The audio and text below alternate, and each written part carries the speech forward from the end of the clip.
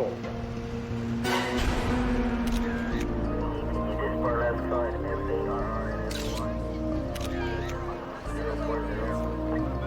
You wouldn't believe the stuff people throw away. Pianos, anchors, grenades. Yeah. Sometimes relatives, sometimes in pieces. Well, you get used to it, you know. I don't. Found her credit cards and ID. Name is Sally Jenkins. Got an SAG card. Guess she was an actress. Yeah? Well, she's doing a great job of playing dead. I can see this isn't going to be my day. Better than hers.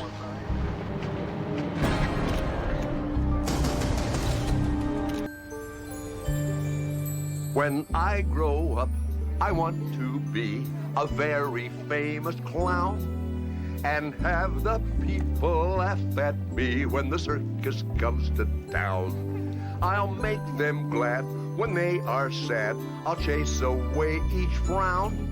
I'll honk my nose and tip my hat when the circus comes to town. And when you hear the old calliope, you watch me and you laugh. I'll jump like a seal and roll like a wheel and stretch my neck like a big giraffe.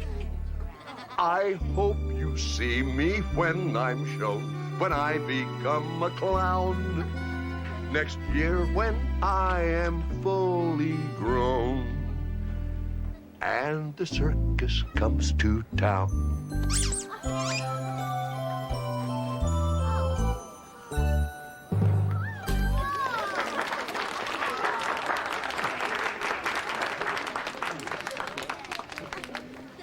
Looking all over for you. It's been a long time since I entertained the kids. And I suppose it's just a coincidence that you happen to pick 15 minutes before Harry Trumbull's retirement party to do it. Is that today? Look, Dad, if you don't want to go, just say so. Why wouldn't I want to go? You didn't catch the clown killer? Oh, God, that was a long time ago. It's been years since that task force was disbanded. Doesn't mean it hasn't been eating away at you both. Ma kind of put it behind me. Well, maybe you have, but we both know Harry hasn't. Is that why you've been avoiding the party? You know, I was the last person to leave that task force 8 years ago, and we haven't spoken since. Kind of awkward time to start again. We're the best. Harry could use his friends right now. He hasn't got many left. Let's go.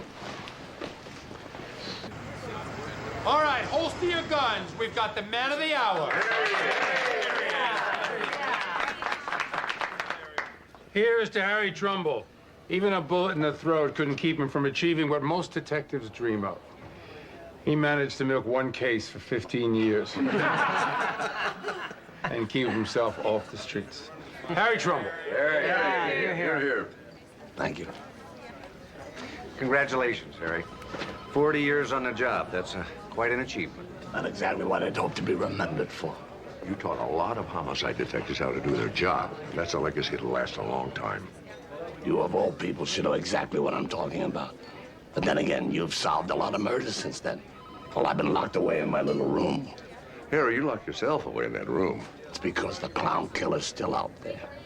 Only now, no one will be looking for him. Harry, you did the best job you could do. It's time to put that behind you now. Enjoy your life a little bit. You always talked about going deep-sea fishing in Cabo. Do it. Oh, I talked about a lot of things. Talked about a wife, kids, grandchildren. You know what happened to that? Oh, I'm sure glad you invited me to come down here.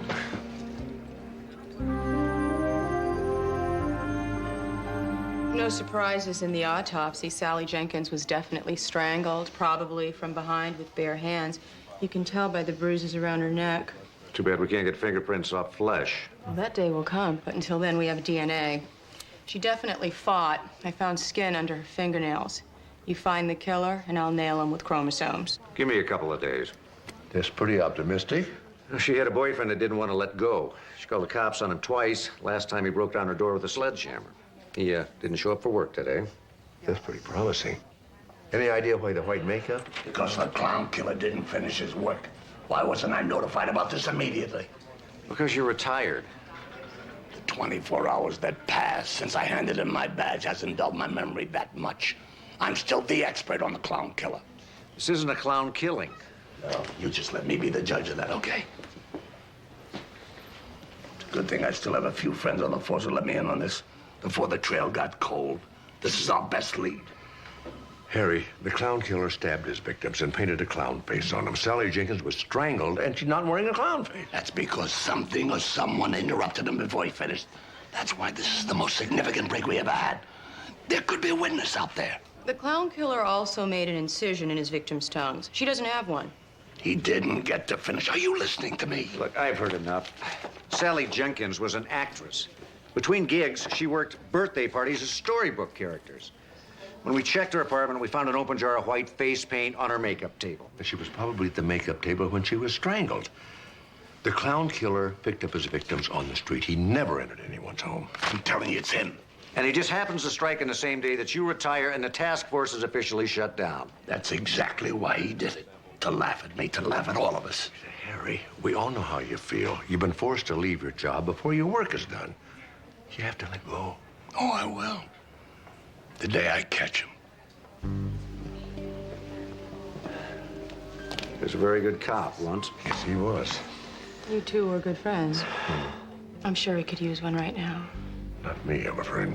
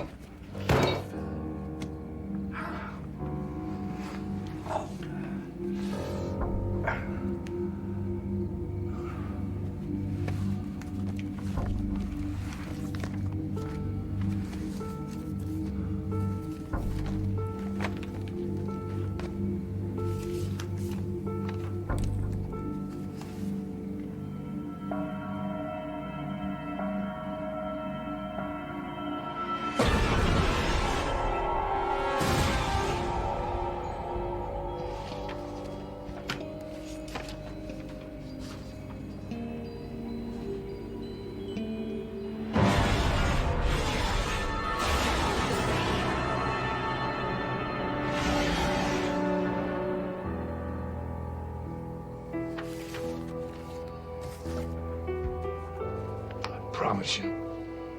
I'll get him.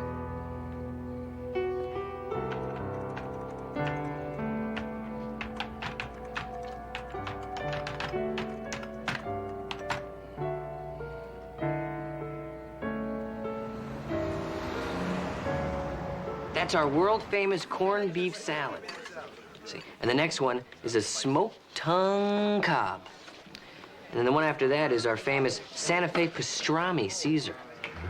Definitely original. Oh, yeah. I like to think of them as salads a man would not be ashamed to eat. Don't you think they're a little hearty? Well, hearty, yes. But it's the only way I can get Steve to put a little roughage on the menu. Hey, Give me some bacon and eggs, will you, Jess? you can get them yourself? Yeah, and gouge your eyes out with my spoon, too. Hey, well, a bright good morning to you, too. Boy, this early in the morning routine works great. You can't believe what I can get people to do for me. You're saying you're actually in a good mood. Great. I got a line on Sally Jenkins' ex-boyfriend, Ed Pender. His brother, Erno, runs a wrecking yard in Venice. I checked him out. He likes to break down doors with sledgehammers, trucks, benches. Maybe he's going to his brother for understanding and support. That's exactly what I was thinking. Hey, the TV was on and back. I thought you might want to see this. The clown killer terrorized this city a decade ago in a string of killings that left 6 women dead and police baffled. And now comes the terrifying news that he's back. The clown killer took responsibility for the slaying in a note delivered to this station late last night. Its authenticity was confirmed by Lieutenant Harry Trumbull, the head of the Clown Killer Task Force. Yes, there has been another killing. Unfortunately, it's consistent with his past murders. And so is the note, which contains information that only the clown could know. I knew that Harry was obsessed with that clown. I never thought he'd go this far. He's gonna have this whole city in a panic. Well, that's the station. I gotta go. I want to tag along with you. All right, listen up. The chief has reactivated the Clown Killer Task Force, and Harry Trumbull has been reinstated. You're all assigned to this. Other casework is temporarily suspended. How do we know it was the clown and not some crank? All of the clown's letters include the victim's time of death. Now, that's something only the killer and we knew. He put it in military time at the end of his message, and that's one tidbit we never released to the media. Yeah, you report to Harry. He's going to coordinate the investigation. That's all. All right, here you do the assignment. Now it's scut work. But that's how we're going to nail him. I want daily reports on my desk, 9 o'clock. Yes, sir. Mark, I'd like you back on the team. I won't help you perpetuate this fraud, Harry. The clown didn't write that letter, you did. Oh, get your priorities straight, will you? Clown killer's still out there. I want to stop him. Well, you're monopolizing the resources of the police department to evade retirement. How many killers are walking free out there? Thanks. Here's your assignment, detective. How nice of the clown to say hello. Timely, too. You got a job to do. Why don't you go out there and do it?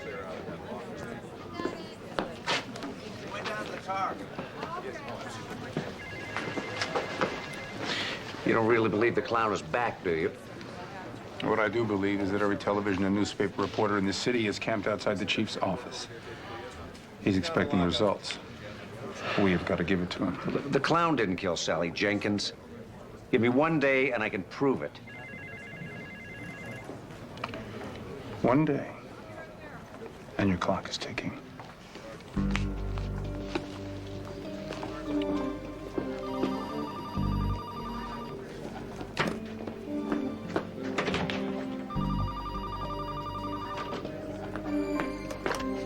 Trumbull.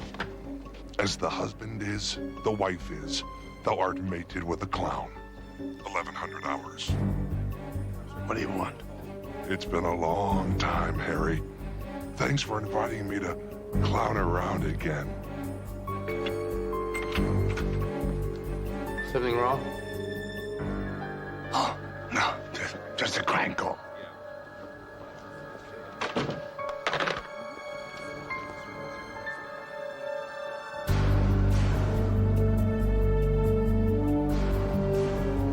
It's so nice to be back.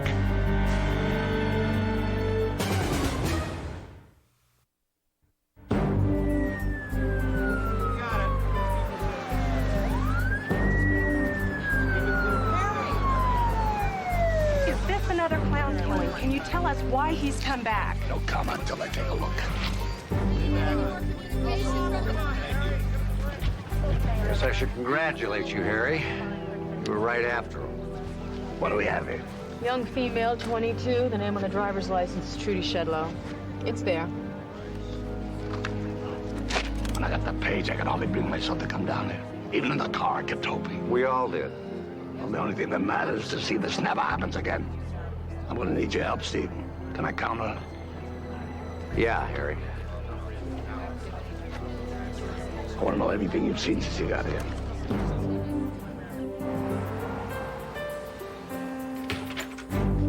I'm glad you're back on the team, Mark. I'm just here to finish a job I started 10 years ago, Harry, that's all. And I still believe that letter was a fake. And when this thing's over, I want to find out the truth. Fair enough. So where's the clown been hiding all these years? He hasn't been. Remember his last killing, 89? We all wondered why he vanished. I remember hearing a lot of theories. Yeah, we thought he was bored with killing, or he finished a pattern that we didn't understand. Yeah, pretty useless. Yeah, because it was based on wishful thinking. Truth is, the clown never stopped killing. I don't remember hearing about any murders that even sounded like the clown's. That's because you were looking in the wrong places. Just like I've been doing for so long. Yeah. Siberia? Oh, it's pretty rugged country up there. Only thaws out a couple of months in the summer. July 1990, when the snow melted, it uncovered 6 dead women. Stabbed? Well, Siberian record keeping isn't up to our standard. But at least one woman had an incision on her tongue. And enough of their faces survived the winter. Showed traces of grease paint. Clown faces? Well, not exactly clown. I reconstructed these from bits and pieces of the victims' photos. Skomoroki. In Russian mythology, he's the trickster, Joker. You reconstructed this, so you don't know that this is actually what was painted on the victim. Oh, wait, I got more. It's Eshu. In most African cultures, this is the fool. Now, we found indications of him on 4 murdered women in Nigeria in 1993. This is Nasreddin, Saudi Arabia. Do I have to explain what he is? So, the clown has been traveling around the world, adapting his killings to the local cultures here. And you've managed to figure this out. Oh, I was sure he wasn't going to stop killing. Siberia, Saudi Arabia, and Nigeria. They're all oil-producing countries. And Mexico and Venezuela. You've traced his path for the last 10 years. So he works for an oil company. And the reason he stopped killing here is because he was transferred. And then he was transferred back. So we have to figure out what oil companies have operations in these countries. Then we've got to make a list of all the employees whose movements parallel these killings. That's why they gave me a dozen officers. Now it's a matter of time before you watch me bring them down. Harry, Dad, I'd like you to meet Jed Pender. He just admitted murdering his girlfriend, Sally Jenkins. He couldn't have. Seems Jed wanted Sally to stay home and watch videos. She wanted to go to work playing Raggedy Ann at a kid's birthday party. He settled the argument by throttling her to death. I think the DNA tests in the skin found under her fingernails will prove it. Why would the clown confess to somebody else's murder? Go on, Harry. Explain that to us. Well, the only reason I could think of it, he's toying with us. Somebody is.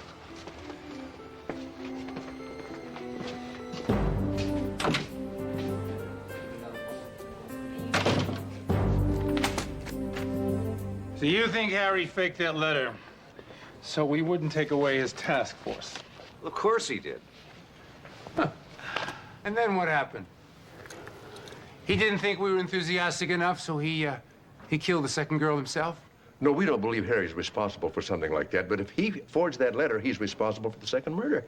You had some problems with Harry a few years ago. Is that right? That has nothing to do with this. Of course not. But unlike Harry, you don't have any personal agenda at all. Look, if the clown was living in L.A., sir, and he saw those fake letters, it might have inspired him to start the killing again. It's a very interesting theory, Sloan. What is your point? You've got to take Trumbull off the task force. No. Are you going to reward him for what he did? Sloan, have you seen the news lately? People are afraid. Harry Trumbull makes them feel safe. Harry's the reason they're scared. They don't know that. All they know is that this force has an expert on the clown killer. And he's going to use all of his expertise to stop this maniac from killing innocent women. His investigation is hopelessly compromised, sir. If he forged that letter... Look, that accusation is without any evidence so far. Unless you are holding something back on me. You want Harry Trumbull punished for what he did? If he forged that letter, I think he should be held accountable, yes. I assume you share your father's sentiments. Yes, sir. All right, I authorize you to investigate Harry Trumbull's role in this killing. Thank you, sir.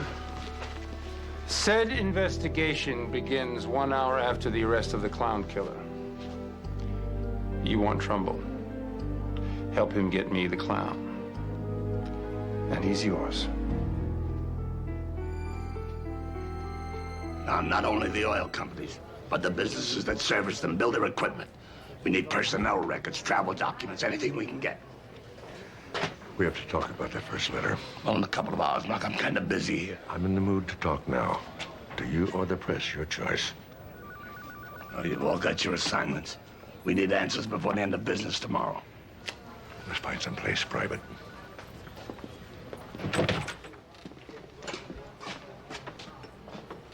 I assume we're meeting here instead of Newman's office because you couldn't get me thrown off my own task force. Who sent that letter, Harry? Until we get evidence to the contrary, it's credited to the clown. He didn't kill Sally Jenkins. Then let's add fibbing to his list of crimes. Are we done here? That other girl, Trudy Shedlow, put this on your conscience. I'm going back to work. You woke him up, Harry. You demanded he start killing again, all so you could have the glory of catching them. He killed dozens of women, and you're willing to let him retire in peace. You're willing to let him out there free, laughing at us. If the alternative is more deaths, yes. And what about a little thing called justice? What about that? It hasn't got anything to do with justice. You're an old man, Harry, and you wasted your life on this case. And now you're desperately trying to squeeze some meaning out of it. It's pathetic. I wasted my life? You mean I never got married? I never raised a son to take my place when I retired? I didn't mean that, Harry. I'm sorry. Well, why is that, you think? Why didn't I ever get married? I remember I was in love once. I was even engaged. 40 years ago, Harry, let alone. It's coming back to me. I remember her name was Catherine. She was so beautiful, and she loved me, Ma. She said she loved me. Till she met a young doctor. Then she didn't love me anymore. You know he didn't mean for that to happen. You stole my life. Don't you dare lecture me about my conscience until you're ready to talk about your own.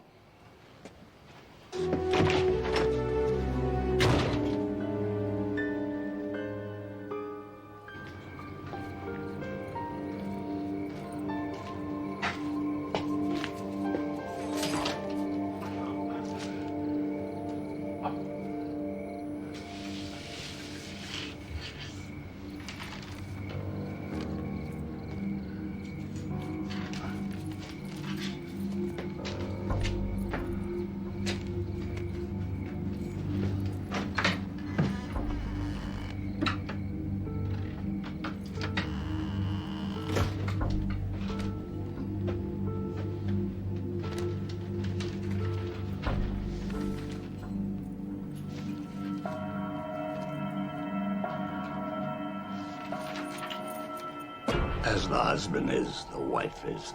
Thou art mated with a clown. 1100 hours.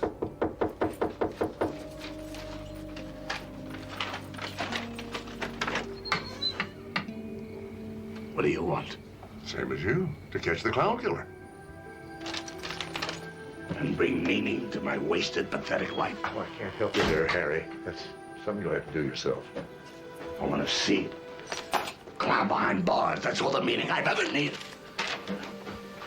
Listen, how are we doing with the oil companies? Well, I'm expecting the personnel files first thing in the morning. Then we put on our comfy shoes and hit the street. I've got a pair that need breaking in. Can I tag along? Well, if you want to help, I'm certainly not going to throw you out. But if you're on the team, you work for me. No second guessing, no questions. I can do that. However, you have to promise to be absolutely honest with me. Deal. Hey. Mark, the envelope. Oh, don't tell me.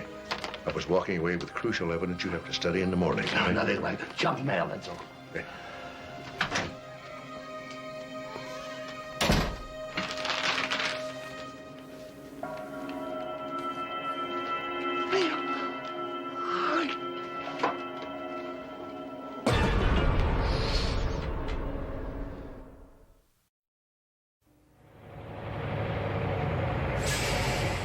I'm Howard Weber, head of personnel.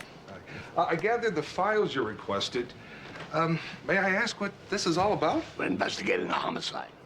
Well, that much I figured out when you introduced yourself on the phone. Oh, you're the guy I saw on TV the other day, aren't you? Oh, this is about the clown killer. Oh, boy, those killings were years ago. Why would he come back now? We don't think he ever stopped. Just moved on. Oh, you don't think that... I mean, you don't think that he's one of our employees? I mean, you think we have a homicidal maniac working here? No, we're checking about a dozen oil companies who operate in Southern California. He could work at one of them or none. Well, since the killings stopped here in L.A. about 10 years ago, similar murders have been occurring in oil-producing countries. We thought there might be a connection. We had our company picnic about a week ago, and my wife and kids were there. He was there. I even let him pick up my daughter.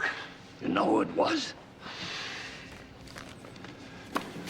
We have a lot of employees who have worked in the places you listed. But there's only one whose travel schedule matches the date you gave me. Randy Horsting? Mm-hmm. Platform driller. Just returned from Saudi Arabia 6 weeks ago. He doesn't get along well with female coworkers, so we try to work around that. What's his problem with women? Let's just say that after a couple of months on an oil platform on the North Sea, that the first woman you meet is going to get a lot more attention than she wants.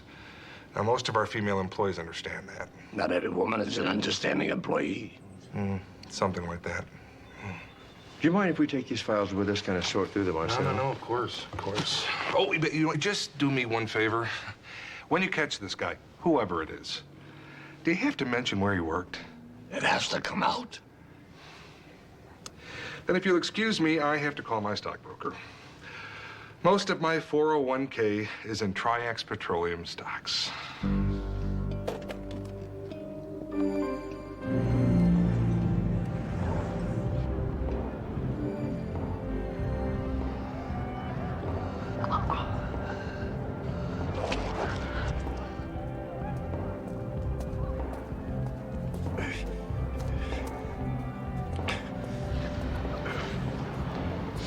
There you go.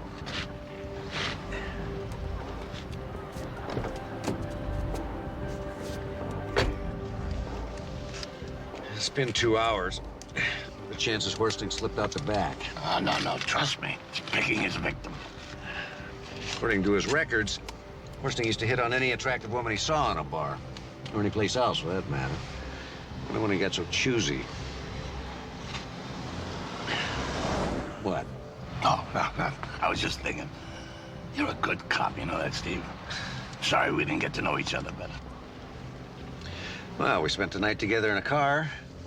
You know what your favorite radio station is?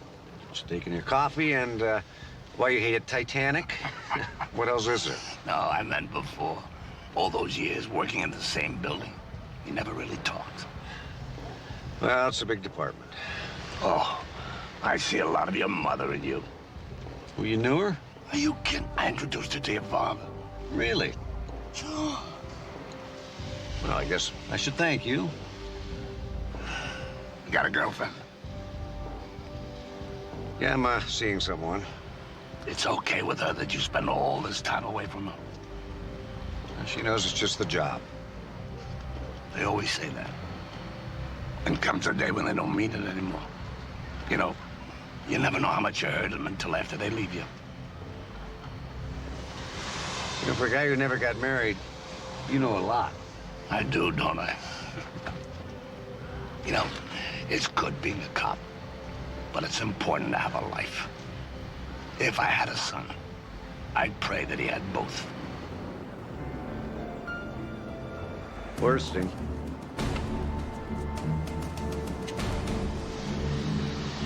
I finally got you.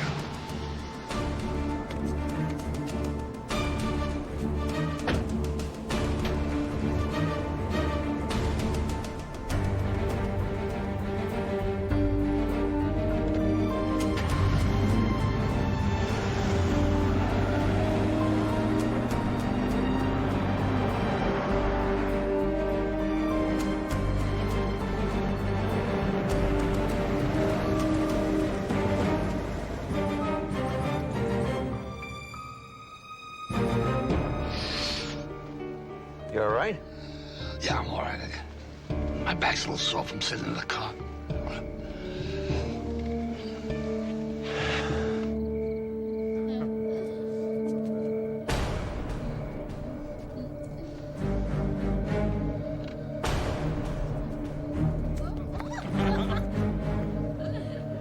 Now, this just doesn't feel right. It's him. Just wait.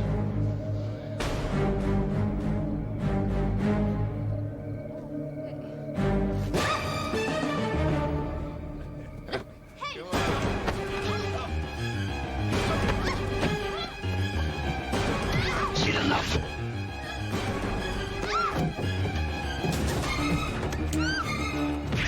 Police, hold it!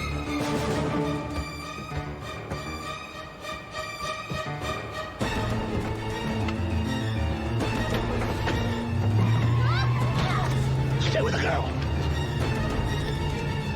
You all right?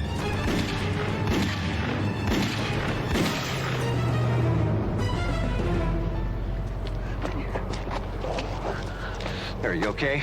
Check him out.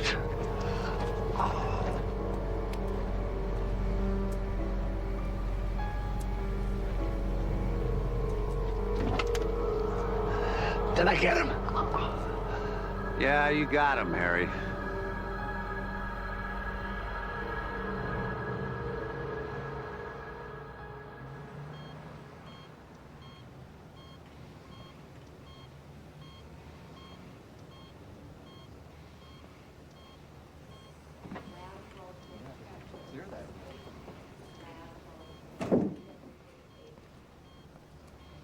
Well, you look like you got bad news. Nothing you don't already know.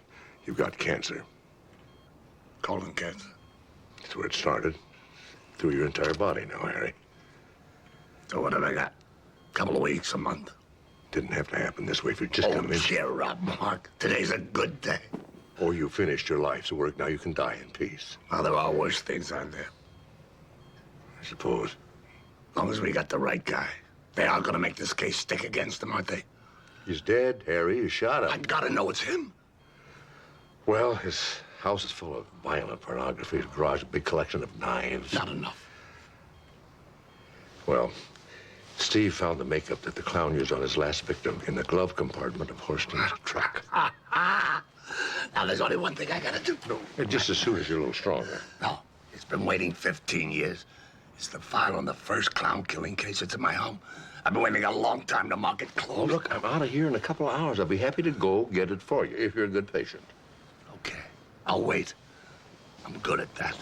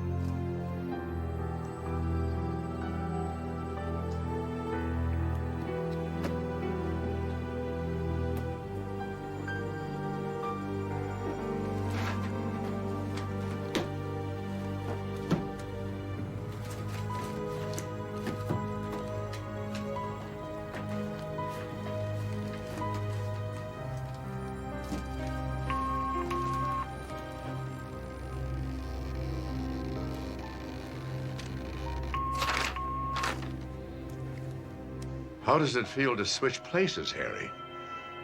I picked Horsting, you killed him. What a team we make. Oh, the world loves a clown. 0130 hours.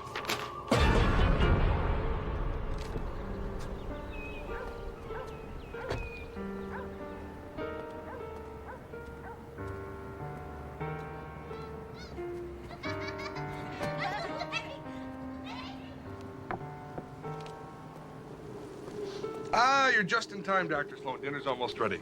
Fresh salmon, lightly seasoned, and it's great for you. You're the clown killer. Of course I am. You murdered 16 women. Closer to 40, but who's counting? Well, I don't understand. You have a family. You must put some value on human life. Well, it wouldn't be fun otherwise. Those women you murdered, they're no different than your wife or your kids. Oh, I would never do to my wife or kids what I do to those women. No. Cheryl! Cheryl, stop pulling Jimmy's hair. Now, how would you like it if he did that to you? Complicated guy, aren't I? Howard, how long until dinner, honey? Another 5 minutes. It's not like I wouldn't like to do it to my wife. I mean, I would if it was something she could survive, but as we both know, it's not. Are you aware of how sick you are? You can't go on with the killing. We'll stop you. Well, from what I read in the papers, you already have.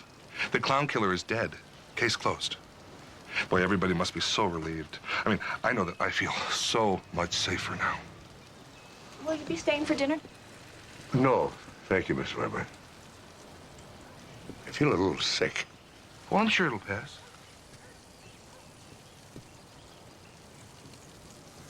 Oh, doctor. You know, all the stuff I just said, I was just clowning around.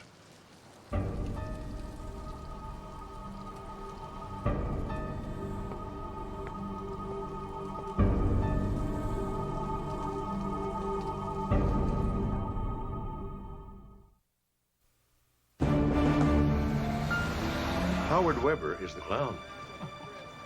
I thought Randy Horsting was the clown.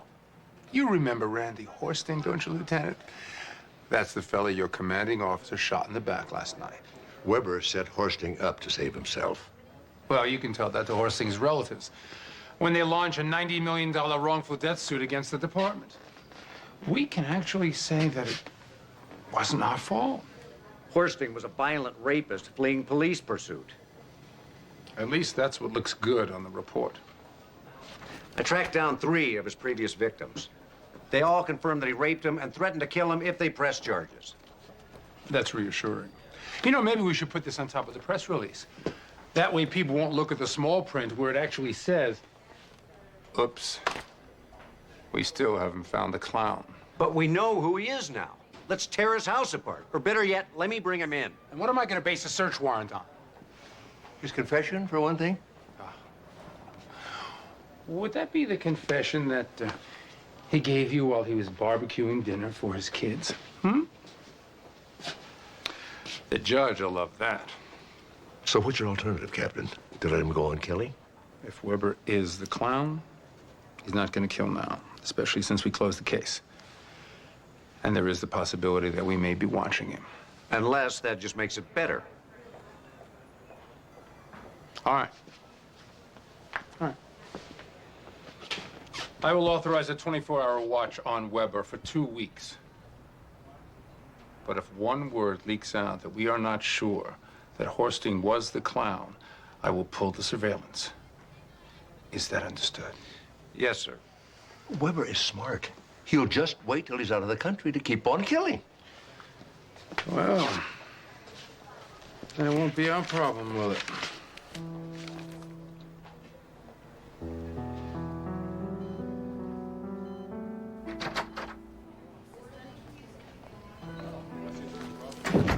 Come to finish me off, Mark. What do you mean? You got the murder weapon in your hand. That's the file on the first clown killer case, the Kit Camry file. I've only been hanging around so I can mark it closed. I'm afraid it's not going to be that easy. Oh, that's one thing I learned after 40 years in homicide. Dying is always easy. It's life that's hard. I went to the house to get the file. Then you know what I'm talking about. I buried myself for 15 years hunting for that killer because I knew I was the only one who could stop him. In fact, I stopped living my own life.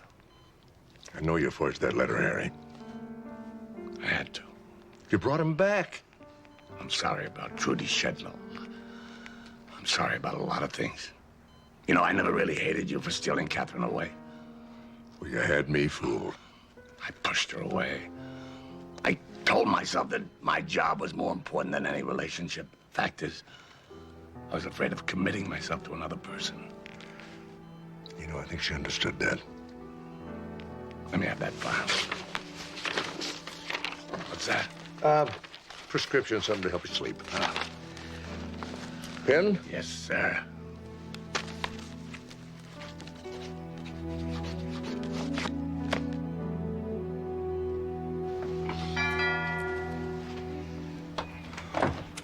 Hello? Oh, Dr. Sloan. I'm afraid you just missed Howard. He's on his way to the refinery. This time I'm here to see you and the kids. I don't understand. Oh, didn't Howard tell you? I'm heading up Triax Petroleum's new family health care program. My goal is to start personalizing the service a little. Well, it's about time. Now, this is the sample from Trudy Shedlow. Yes. And you didn't find it on Sally Jenkins. Absolutely not. I checked and I rechecked. Then we know for certain that Sally Jenkins and Trudy Shedlow were not murdered by the same man. Yes, but you knew that already. But now I know a lot more. I won't let you hassle my family or violate our privacy. Amanda, this is Howard Weber. You don't know him, but you're familiar with his work. He's responsible for Trudy Shedlow. You impersonated a Triax physician in order to extract personal information from my wife and children. You know, I'm glad you dropped by, Howard. I've been looking into your son's eye problem. Expect to be contacted by my lawyers. They are filing a complaint with the Medical Association as we speak. You know, he's been suffering from a really nagging case of desert lice. It's a subspecies of something called Pediculus palpebrarum. It lives in the eyelids and the eyes, and it's unique to Saudi Arabia. And it only takes the slightest contact to transfer it from one human being to another. The ointment is not working. Steve Sloan, please report to the Your concern for my children is touching, but they're already being cared for by a doctor who, well, unlike you, will still be practicing medicine next week. You know, we found the same parasite in Trudy Shedlow's eyelashes, and she's never been to Saudi Arabia. But Randy Horsting has. More proof that you have caught and killed the right man. How gratifying for you. Just one problem. Horsting isn't infected with the parasite. But your son, on the other hand, is. Now, unless he's the clown, that leaves you. Well, and the thousands of people who arrive into the United States from Saudi Arabia every day. Well, it isn't enough to arrest you and obtain a search warrant for your house, your car, and your office. It's such a waste of time. Are you sure you want to do that? I will walk out of jail tomorrow, an innocent victim of police incompetence. Well, I'll be hunted by the press, of course. Oh, I'll probably have to hire a publicist, maybe even an agent. I'll take that chance. And the public, of course, will wonder just who the police shot and killed the other night, and why. It may be years before the police department regains the public's trust and respect, if ever. The good news is there could be a book deal in this. A few more deaths would really jack up sales.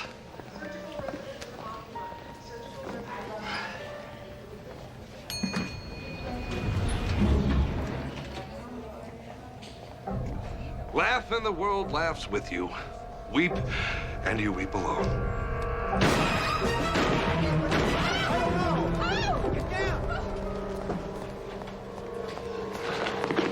Jerry, you didn't have to do that. We would have stopped them. Lamar, I had to be the one to stop him. You know that.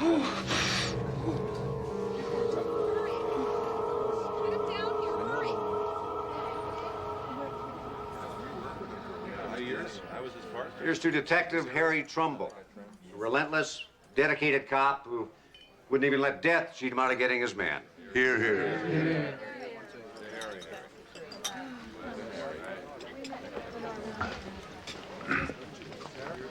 I think the chief is going to have a tough time hanging on to his job. In fact, so will I. Well, we've proved beyond a doubt that Howard Weber was the killer. We even found his knife and the makeup buried in the backyard in a lockbox. After he was murdered by a cop who faked letters from the killer to the media, and after the city paid $15 million to Horsting's family to preempt a wrongful death suit. Well, Captain, we stopped him. You know, in the end, that's the only thing that's important. Well, you tell that to the special investigator when the hearings begin in 6 weeks.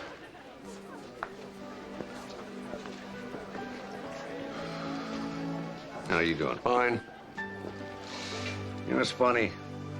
Harry and I were in the same precinct most of my career, but we only really talked once. The night Horsting was killed? Yeah. Get the strange feeling he was trying to reach out to me somehow. I don't know why. What did you talk about? Oh, not much. Just life, you know. Yeah, I think so.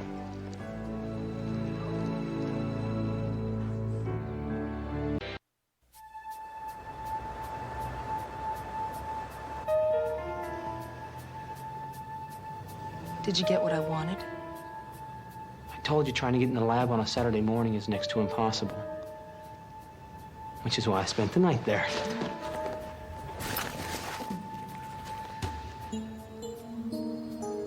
Okay, A is for antigen, and B is for bacteria, just to make sure there was no confusion. How clever of you.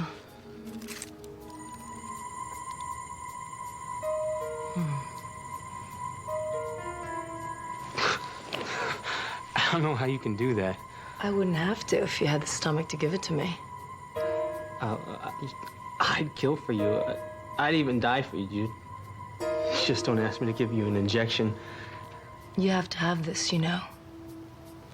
Hard to believe a medical grad student afraid of a little needle. Well, I've been that way since I was a kid.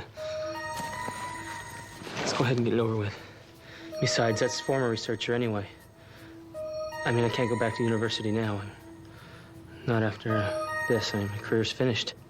You know, I'm gonna need a bigger cut from this operation, you know.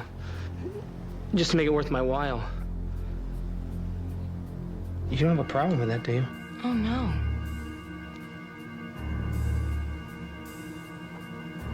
Great.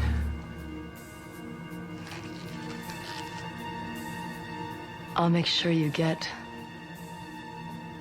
Ow. What you deserve. There, that wasn't so bad, was it? Stings a little. Come here. I'll make it feel better. So we're really gonna go through with this? Of course we are. Tell me, did you mean what you said? That you'd kill for me? Die for me? Right now, baby, I would do anything for you. I'm so happy to hear that.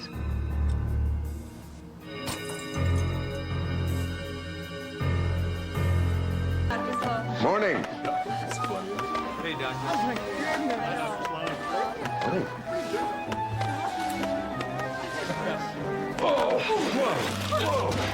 What a marvelous morning.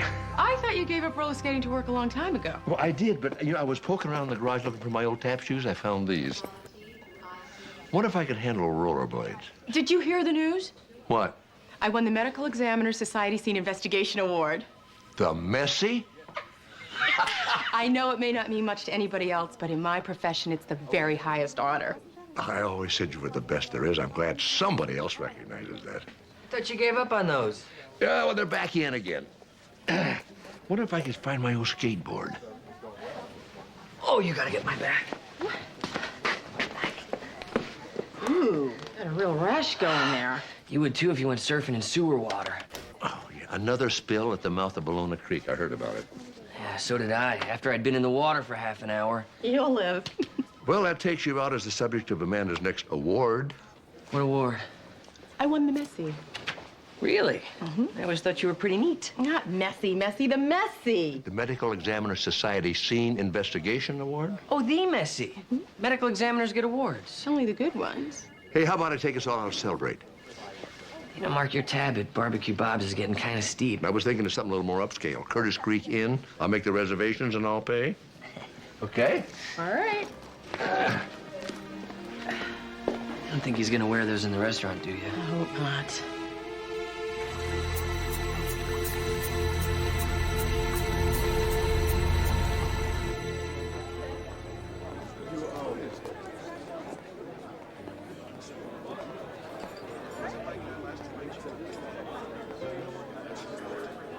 Irv? Dr. Sloan. Come on, it hasn't been so long you forgot my first name, has it? Oh, it's good to see you, Mark. How have you been? Well, no complaints. Dr. Jesse Travis, Dr. Amanda Bentley, this is Dr. Irv Downey, who used to teach at the university till he struck out on his own. Yes, he taught a course in microbial pathogenesis, I recall. I audited your course one semester. Dr. Downey is a renowned specialist in communicable diseases. So, how are things in the private sector? Well, still bleeding red ink as usual. Would you like to join us for lunch?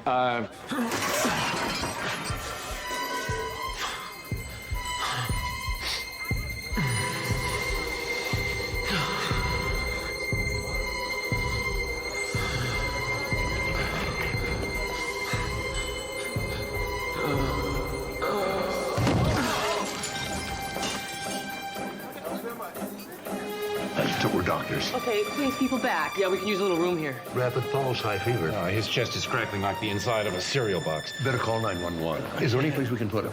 Oh, the hotel doctor's office is just off the lobby. Mayhem. This isn't exactly the celebration I had in mind. No. Dr. Aronson only works for us part-time, but he's always on call. Oh, that's all right. We'll handle this. At least they're well supplied. All right, let's get him on a saline drip. Shouldn't we try to locate his family? Yes, we should, and we should get him to a hospital right away. No ID, just a room key. Let me have that. Can you give us the room number? Yeah, right away.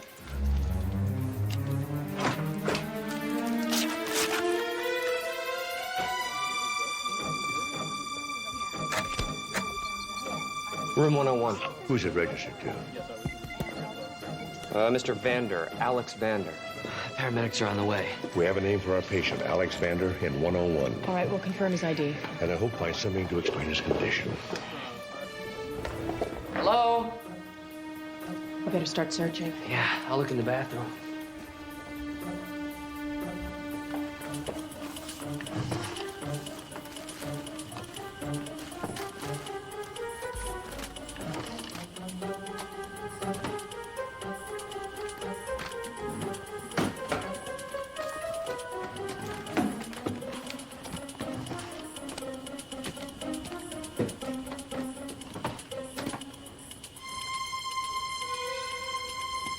Alex Vander lives in Mar Vista. He's got a student ID card. Apparently, he's a grad student at the university. Oh my God, Jesse, stay away. Caution, infectious agent. Federal law prohibits unauthorized use or possession of this biological material. Contents Legionella pneumophila, serogroup 3. Legionnaire's disease. Serogroup 3? I've never heard of a strain like that before. Well, there are many different strains of Legionella. Some are extremely virulent, some of them relatively benign. This doesn't look like one of the benign ones to me. Jesse, 10 cc's of erythromycin. The ambulance. We can't let anybody in here or let anybody out. We've got to lock this hotel down. Where's Krupp? He's at the front desk. You can lock all these doors, can't you? Yes, but why would I want to do that? We have guests coming and going night and day. Not anymore. Amanda, I'll handle it. we have to put the hotel under quarantine. What? Ma'am, I'm sorry, you You've can't. heard of Legionnaire's disease? Mr. Vander is dying of it right now. Well, if word gets out of this, we're Well, it's going to get out, all right. We have to notify public health right away.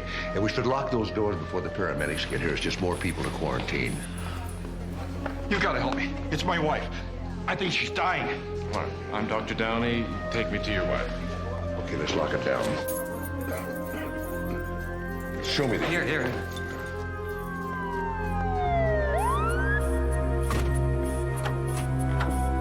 Yeah, grab the door. I got that. Gentlemen, false alarm. What? I'm sorry. Jesse, we need to set up a triage. We can use a conference room for that. We'll need something a little bit larger for the less acute cases. Mr. Krupp, you have a suggestion? We have a ballroom. You show it to me? Yeah. Steve, it's me. We'll set up a perimeter around the hotel, and I won't have any problem getting a full quarantine. Give me Alex Vander's driver's license number. Yeah, it's N as in Nancy, 6606395. All right, now you just got to wait for the database. Look, call the Center for Disease Control. Talk to somebody at NCID. Tell them what we got here. All right. What else are you going to need? Medical supplies, antibiotics, syringes, saline bags, portable oxygen, antiseptic dressings. You know, we might as well prepare for the worst. Look, I'll just load up a full medevac helicopter and get it to you up there. We'll land it on the roof. Good. Tell them not to bring the supplies in themselves. We'll send somebody up after it. All right, here's Vander. No priors. Huh. Not even a traffic ticket. Not exactly the profile of a terrorist. No. Listen, Dad, were you exposed to the bacteria? We have to assume we all were, Steve. Wish me luck. Right. Roll away beds, as many as you can get. Blankets, sheets, towels, washcloths. Empty out the doctor's office. Bring all the medical supplies in here. 104. And ice, lots of ice. Ice, right, got it. Have you ever seen anything incubate this fast? Once, 1992, in Zaire. Ebola. You know, we should thank our lucky stars Dr. Downey's here. When it comes to the treatment of infectious diseases, the best there is. What do you think the odds are that you would happen to be here at the beginning of an outbreak? Wow, what are the odds that any of us would be? Most likely we were, where that disease would be walking out the door and into the streets. Fever, coughing, ataxia. It's hitting her pretty hard. Okay, you're gonna be fine. We've got a room for you over here. How's Vander? Unconscious but stable. Opposite of how I feel, conscious and a little unstable. Doctor? Yes.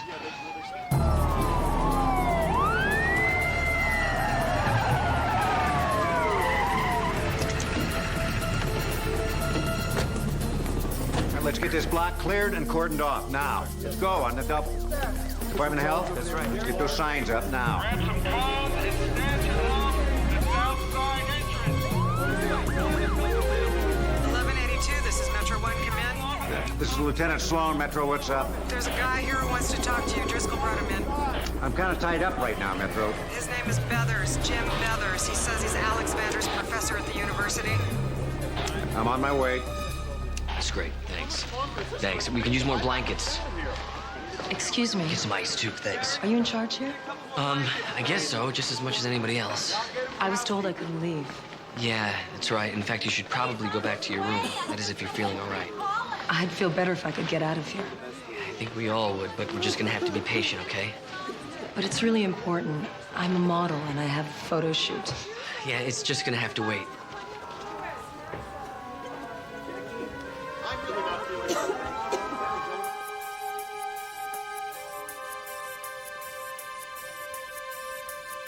hotel is completely sealed off. Nobody can get in or out. I guess we're stuck.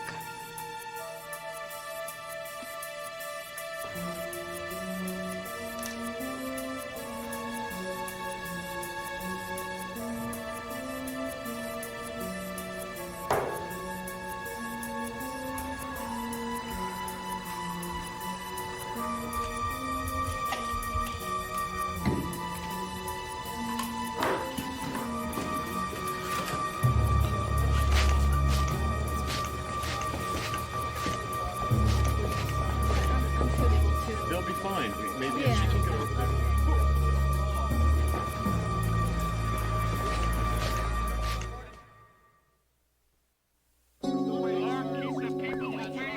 Now, the order for the quarantine comes directly from the Department of Health.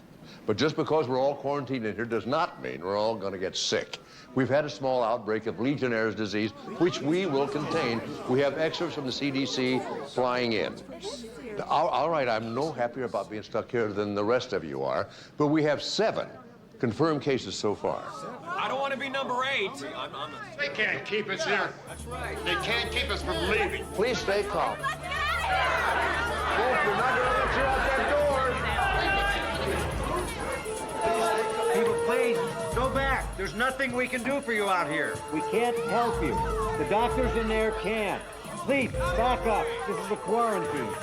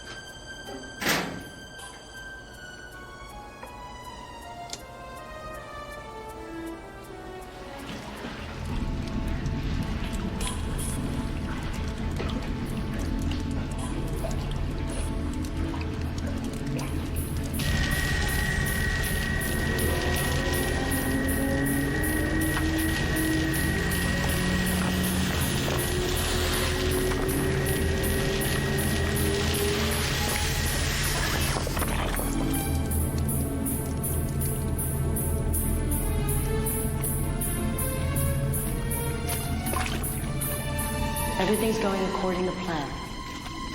What about Dr. Sloan? He wasn't part of the plan. No, but he's cooperating. He won't be a problem. Yeah? What about Vander? You didn't tell me he was going to get sick. I bet you didn't tell him that either. It was an accident. A horrible accident. Don't worry. There won't be any more mistakes.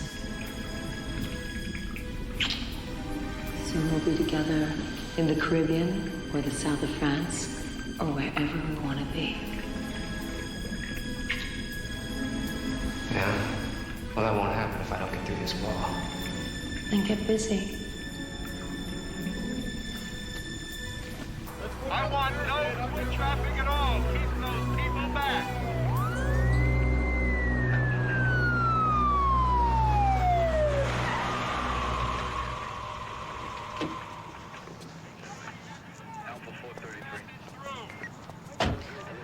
Where do you guys get off? I was in the middle of class when your goon over there came in and dragged me out. Please accept my apologies. We just didn't have time for the usual pleasantries. Right. Like you ever have time for the usual pleasantries. I don't even get those when you're writing me a parking ticket. I need to talk to you about Alex Vander. Great. Not only do you drag me out of class, but you drag me out of class to talk about my least favorite human being on Earth. Your former boyfriend, from what I've been told. What of it? See that hotel over there? Dozens of people are sick and dying because of a germ your ex-boyfriend let loose. You and I are going to find a nice, quiet place to talk, and you're going to fill me in on every single detail of his life.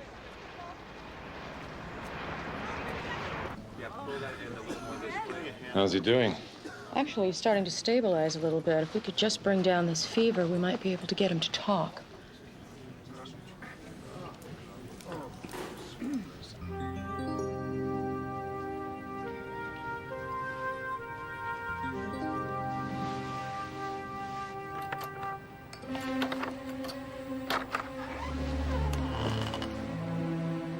You're supposed to be treating those poor, infected people. Unfortunately, I've got lots of help. Sloan? He's been looking over my shoulder every minute, and he and his little worker bees have managed to keep Vander alive. What if he talks? That would be a problem. That would be the end. Make sure it doesn't happen. I don't know about your timing. My timing is perfect. Save the seduction act for Krupp. And help me figure out what we're going to do about Vander.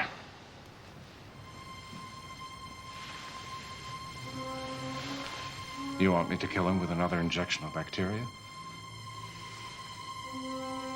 Don't tell me you're afraid of getting your hands dirty. After all, we have infected an entire hotel full of people. Our little triage area is getting overcrowded anyway. We need the bed space. That we do.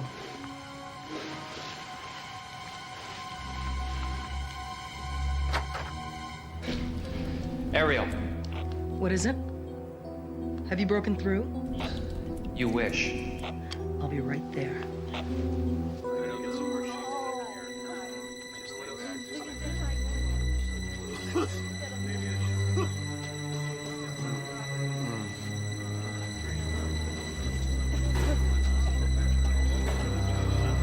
Do we have any Rimpanton? We've got everything. They emptied half the pharmacy at Community General. Why? Oh, Aretha Meyerson isn't going to do it alone. We need to augment. Well, we have to do something. Let's try it.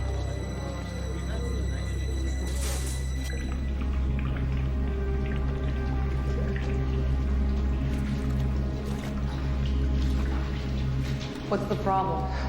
I got a list of problems this thick. You said we only had to cut through an inch. I passed an inch 20 minutes ago. So maybe I was a little off. Yeah? Well, that little bit's gonna cost us another hour. Let's face it, this is a disaster. So it's gonna take another hour. No big deal. No one's going anywhere. Everything's going wrong. First Sloan, then this. But we should just shut down and cut our losses. The plan didn't work. How can you give up now when we're just this close to millions and millions of dollars? Are you sure? I mean, it could be 3 inches, maybe 4. Maybe the security system is better than you thought. Maybe the money isn't even there. Calm down. Go upstairs and make an appearance. I'll take care of this. Go. Be strong for me. I need you.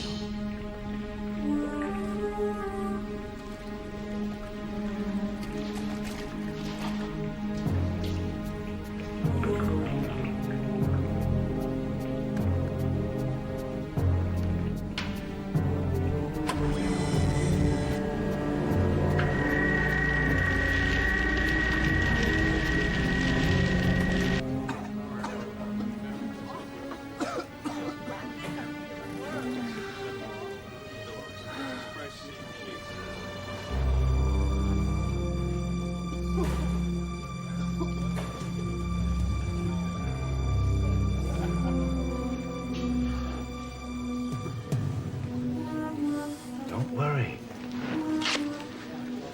We're going to try another medication.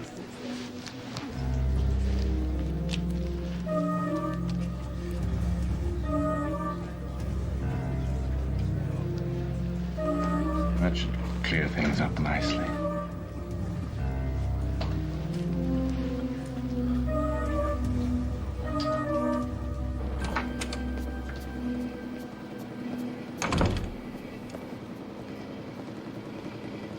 Hello?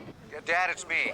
Steve, any news? The CDC special flight is in the air with an antigen. Thank God. But it may be 5 hours before it gets here. I don't think some of these people have 5 hours, Steve. How are you, Jesse and Amanda, doing? Well, that depends. What have you found out? Art Vander is a grad student working on new antigens for antibiotic-resistant strains of Legionella. 6 weeks ago, he walks into a cafeteria and a beautiful woman hits on him. Finds him and his work extremely interesting. She chose him because of his access to the bacteria, and then she seduced him. Yeah, big time. He dumps his girlfriend, stops seeing his friends, starts coming in late or not at all to classes. By all accounts, he becomes totally obsessed with her. Anyone know who she is? A succubus, according to Vander's ex. She disappeared as fast as she appeared. The only thing anybody remembers about her is that she was a jaw-dropping beauty. This all sounds very calculated and professional to me. Yeah, I know. Terrorists, maybe. No, I don't think so. Somebody would have taken credit or made demands by now. No, it's something else. I just wish I knew what it was. So do I. Look, I'll be in touch, Dad. Thanks, Steve. Mr. Krupp. Hello, Doctor. How we doing? Just trying to hold out until the CDC team gets here. What's the matter there? It's just an itch. Just an itch? There's no such thing. I mean, not at ground zero of an epidemic outbreak. You know, I had a rash this morning, looked just like that. I got it from surfing. Oh, really? I was down at the beach myself before work. You know, I'd like Dr. Sloan to take a look at that. That won't be necessary. Look. You know that I can't accept that. Please. Thanks.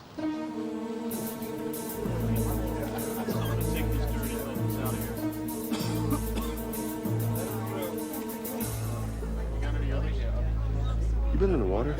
I swim every morning. Well, the good news is it had nothing to do with Legionella. Doesn't make me want to start surfing anytime soon. Jesse, how's your rash? It's pretty much gone. You know, it's funny. Yours took so long to break out, and you were both exposed about the same time. You're the doctor. Well, we'll give you some cortisone cream for it. Great. Mark, Jesse. He's dead. No, this shouldn't have happened so quickly. I want to know exactly what killed him.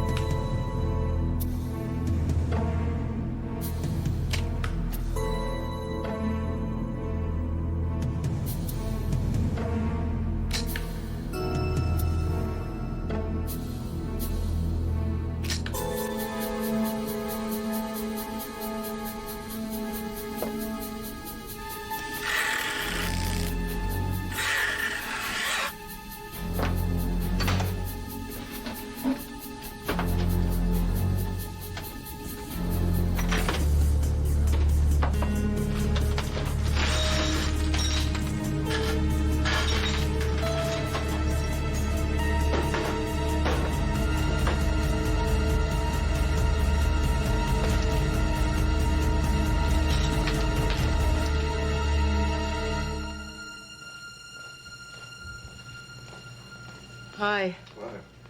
I realize this isn't the optimum spot for an autopsy, but I found some intriguing information. Take a look at the slide. I've never seen a concentration of bacteria like that. There's more Legionella in his system than can be accounted for by a simple cell reproduction. How do you think it got there? Take a look. These are puncture wounds, injection sites. Now, this one hadn't completed clotting, but I believe this is where he received his rimphantin shot. This is where I administered the erythromycin earlier. And here, this is the oldest mark. It seems as though he shot himself up with Legionella, and he broke the vial and infected the whole hotel. He couldn't have given himself that shot. It's clear on the back of his arm. Bud Vander was murdered. Amanda? I just don't feel well, Mark. Oh.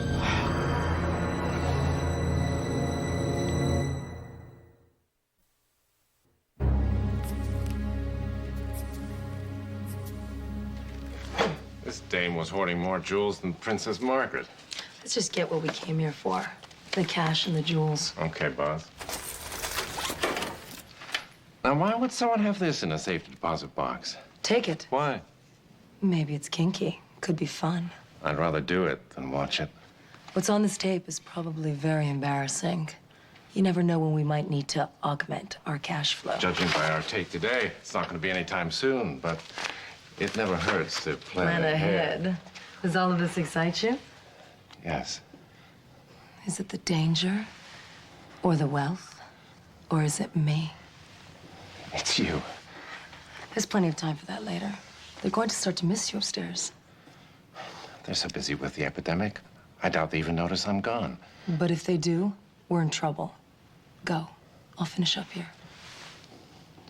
You found me because you needed someone with the knowledge of infectious diseases. And that's changed, hasn't it? I need you now. Because I need you.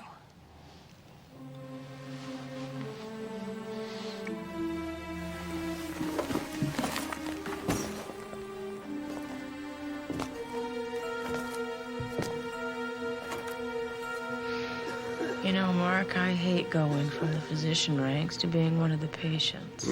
I hate it, too. Physicians have been badly outnumbered since this outbreak occurred. You know, what was a graduate student doing in a $350 a night suite with a stolen vial of Legionella? Maybe he's going to sell it to somebody. Maybe he's a terrorist. I don't know. The main priority right now is to get this disease whipped. It's a good thing Dr. Downey was here. Yeah. Maybe too good a thing. Well, it bothers me that an expert on the infectious diseases just happened to be on hand when this outbreak occurred. Mark, maybe we were just lucky, although I sure don't feel lucky right now. Is it cold enough? Yes, that feels wonderful, Jesse. Thank you. You know, with all the advances in medicine, this feels like it's helping me more than all the shots you gave me. Just let me know if there's anything else I can get you. Doctors, I'm not the only patient here. Why don't you help some of the other people? Go on.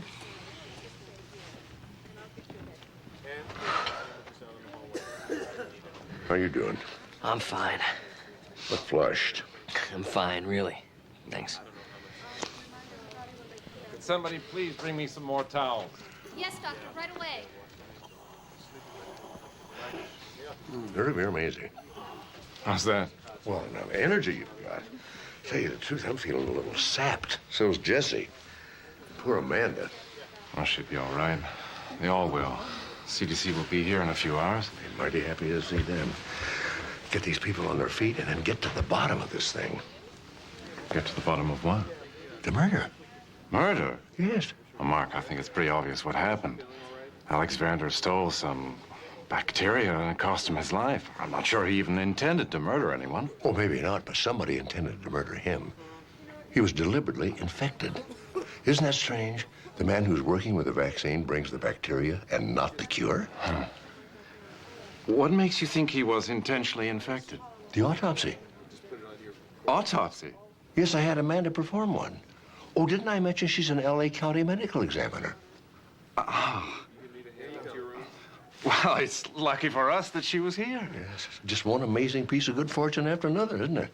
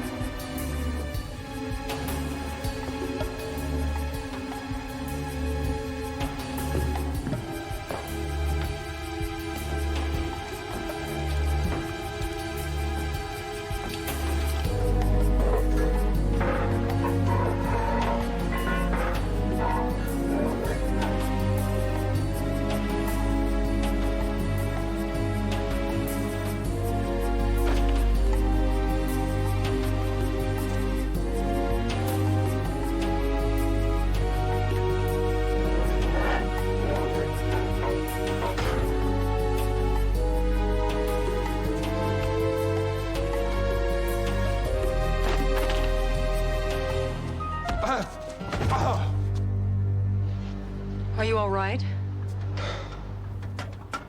You know better than to sneak up on me like that. I wasn't sneaking. Where's Krupp? Still back at the hotel. We have to leave. We have to stay. The vault is empty. There's nothing keeping us here. Except Mark Sloan. What now? We had a great plan. A flawless plan. Get the hotel quarantined, slip into the bank vault, make off with the loot. And it's working. The thing we didn't figure on was the worst possible luck in the world. A doctor with a homicide detective for a son, coming to lunch with an LA County medical examiner. Who knew she was going to do autopsies in the kitchen? Wonder what the hell she used, a paring knife and a soup ladle? So what? They know Vander was murdered. But they don't know about the bank, and they won't find out about it until Monday. Doesn't matter. Sloan's in the hotel. He knows who's sick. He's been working side by side with me. If we're not there when the CDC comes in, alert the police, the FBI, Interpol, I mean, you name it. So we make a run for it. We've got enough money to disappear for a very long time. Don't you see? They'll use words like biological agent. Not to give a hoot about the bank vault. They'll say we were terrorists. They'll say we tried to kill an entire hotel full of people. Our photographs will be all over the place. What do we do? We go back to the hotel. We wait for the CDC to come in. We get our shots, like everybody else. And then we walk out with the rest of the guests. We can come back and still be out of the country 24 hours before they find out about the robbery. Ariel, we have no choice. I wish to God we did. All right. Let's get back to the hotel then.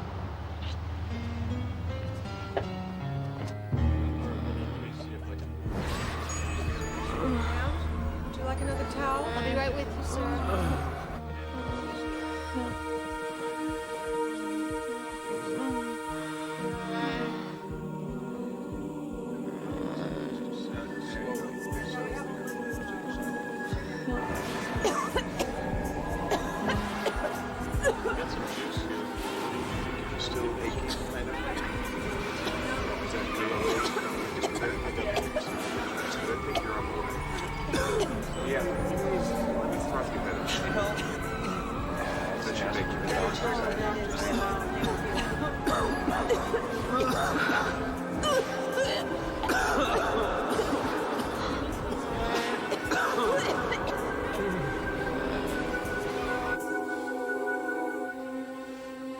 That's the second one we've lost in the last hour. Where is that Anderson? Cameron? Yeah. How's Amanda? She's not getting any better.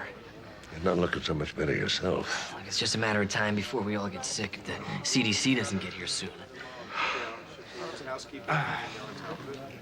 Herb? It's nothing. I twisted it coming down the stairs. This young lady was kind enough to help me. I'm sorry, I didn't get your name. I'm Ariel. I'm Dr. Downey. This is Dr. Sloan, Dr. Travis. We've already met. How do you do? Hop up and let me have a look at it. No, Mark, it's just a sprain. We've got more important matters to attend to. Oh, I don't think I'm gonna get my shoe back on that. You're sure not? That ankle is really swollen. I don't want you wearing any hard shoes. Jesse, why don't you check Ariel out for any signs of Legionella? But I'm fine. It's just a precaution we do with everybody. It'll take less than a minute. I better get some ice for that. Look, there's too much to do. I can't just lie. You're not going to be any help if you're in too much pain to work. Now, you know that. We'll try some ice on it for about 10 minutes to see how you feel. Maybe I can scare up an air cast for you. Sloan.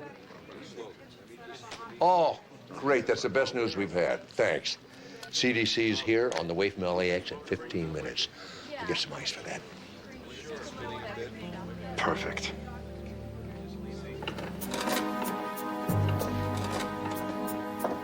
How's it going? We should be patching this up on the other side. We should be on the way to the van right now. No, Downey's right. We wouldn't even make it 10 miles. Look, we didn't plan this thing for 3 months to have a guy like Sloan come in here and screw this up. Forget about Sloan. Pretty soon it'll be just you and me. Oh. And Irv Downey.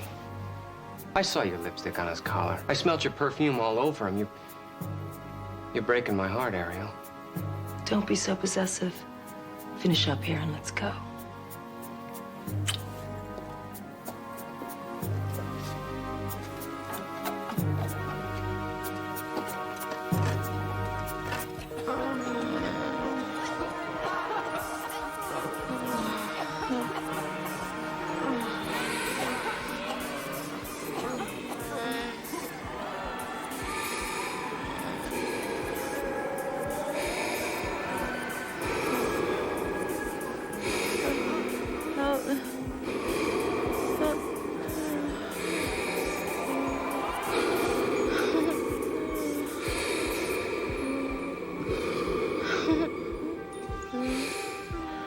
This is Dr. Amanda Bentley. Amanda, these are the doctors from the CDC. They're going to give you a shot.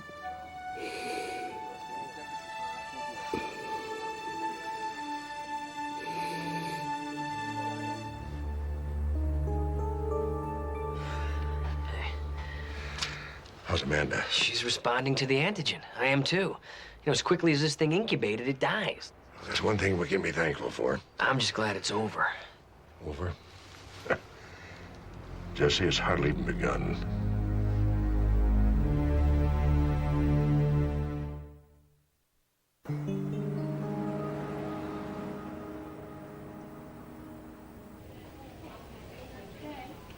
Sounds clear. Good. Can I check out now? You just checked in. I want you here overnight. You usually ask me that when you want me to run a toxic panel on a murder victim or a DNA match on a suspect. Or check out a suspicious piece of clothing. Exactly. Well, Jesse's taking care of that as we speak. You need to rest. Steve. Hey, don't look at me. There's nothing I can do to help you. Congratulations, Doctor. You're going to be fine. Everyone is. We've done all the blood analysis, and the infection is in complete retreat. There were 24 acute cases, and they're being kept here for overnight observation, but everyone else is cleared to go home. Well, it's good you were there, Herb. We couldn't have done it without you. Let's do lunch sometime, okay? You know where to find me. Have you met my son, Steve? No, not that I recall. Did I mention he's with the LAPD? Really? It's a pleasure to meet you. So long. Oh, should we go on down to the Path Lab and see how Jesse's doing? Yeah. I hate when anyone is in my path lab fiddling with my equipment. We'll see that he puts everything back nice and neat.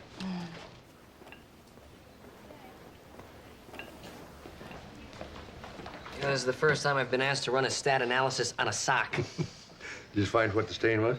Pyracanthaberries. How did he get pyracanthaberries on his sock? I don't know. Is it an old stain? No, still moist when I looked at the ankle. Why are you scratching your hands? Because it itches. See that? You got a rash. It's hardly noticeable. But it's a rash, all right. How long ago did you notice that you're itching? I don't know, like a half an hour ago. Maybe I'm allergic to pyracanthaberries. No, I doubt that. It's got to be something else. Dad, where are you going with this? How many pyracantha bushes did you see around that hotel? Is this a trick question? You're supposed to answer none. None. That's how many I saw. Yeah, maybe not in the hotel, but the side street bordering the hotel is named Mockingbird Lane. That's right. It's famous. For its birds? Well, also for the pyracantha bushes that attract the birds. bushes full of berries. But if the hotel was locked down all day, how did Downey get to Mockingbird Lane? Wait a minute. Jesse, that's the same rash you had on your back this morning from sewage. I bet if you check that sock, you're going to find some sewage in it. I think Downey went out through the sewer. But why? Steve, can you get me a map of the sewer system for this area? Good.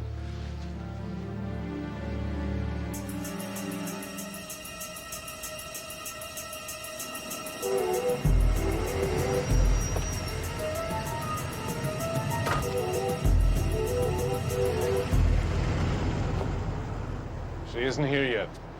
Oh, good. It'll give me a chance to tell you how things are gonna go. And we're gonna fly out of the Caymans, we're gonna divide up the money, and then you're gonna go away and leave me and Ariel alone. Why's that? Because it's me she loves. She told me so. That's ridiculous. What could you possibly give her? About $20 million. It hardly gives you an edge, my friend. Look, she shared things with me. Things from the heart. Things that she's never shared with anyone else. What can I say? You got me beat.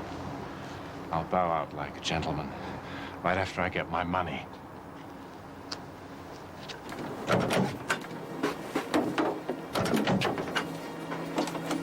All right. Now take your share and go.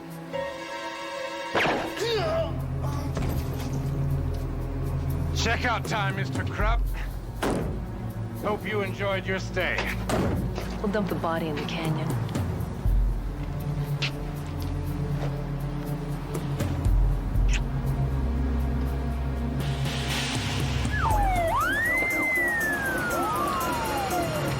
Drop your weapons and put your hands on your head. Don't move. Got it. Go around the side of the van. Yes, sir.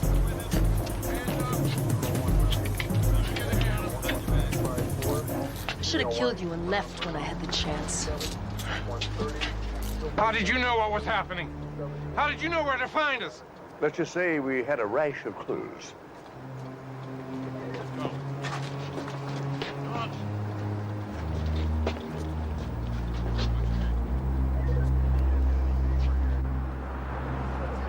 Steve, it's been a whole week, and I still can't believe I won the Medical Examiner's Society Scene Investigation Award. How about getting nominated for another one on the same day?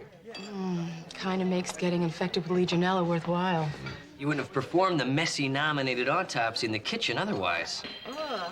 It's not this kitchen, it's another kitchen. You gotta stop talking shop in here. Hi, sorry I'm late. Oh, is that the messy?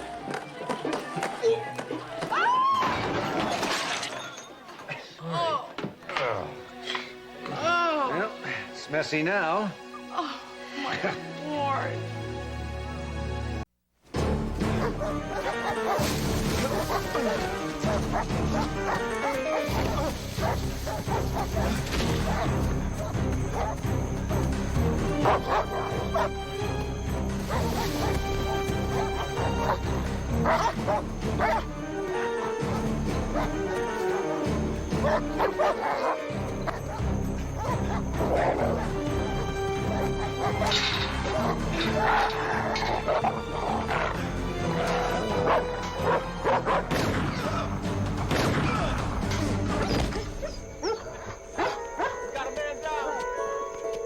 Report, he died of gunshot wounds inflicted from behind.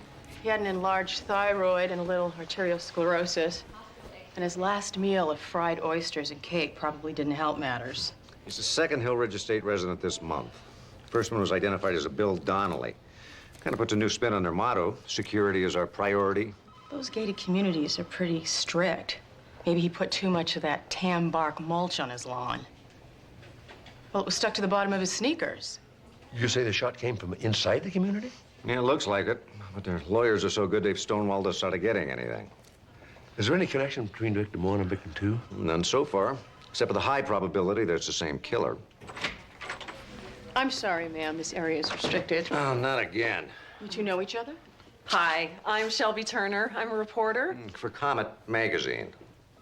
Is that the zombies ate my babies? Yeah, the scum of the earth Comet. We do hard-hitting investigative journalism.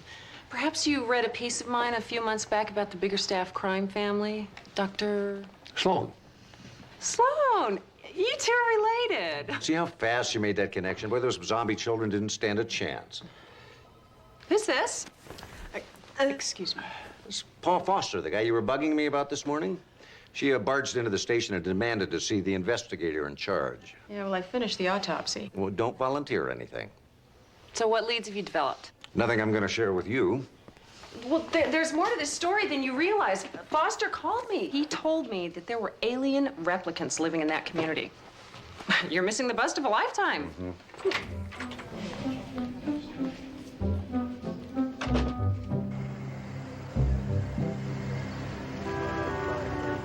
Undercover in a gated community of $1 million homes. Captain, we're getting nowhere. We can't get past the lawyers, much less the front gate.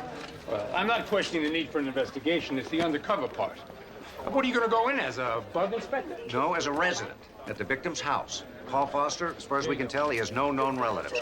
Until now. Well, what about places of business, known enemies?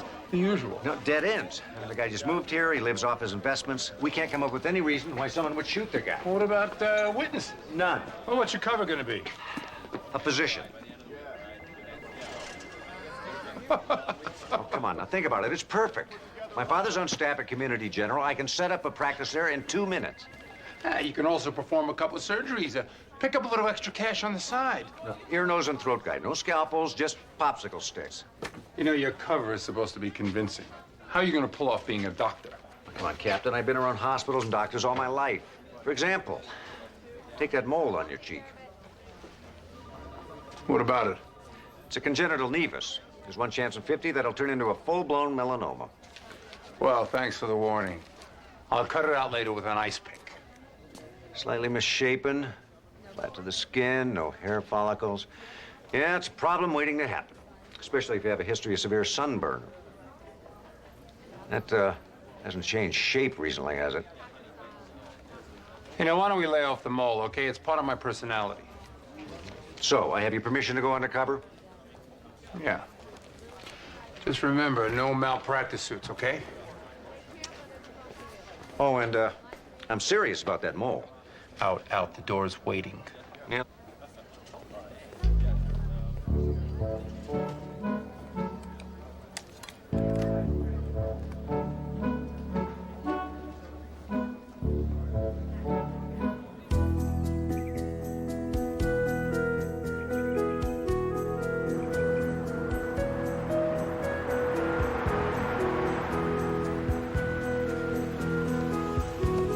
Name? Dr. Steve Foster. You, protecting us from killer bees? The gun, it's a joke.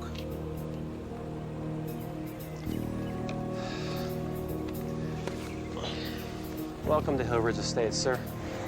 Have a pleasant stay. Right.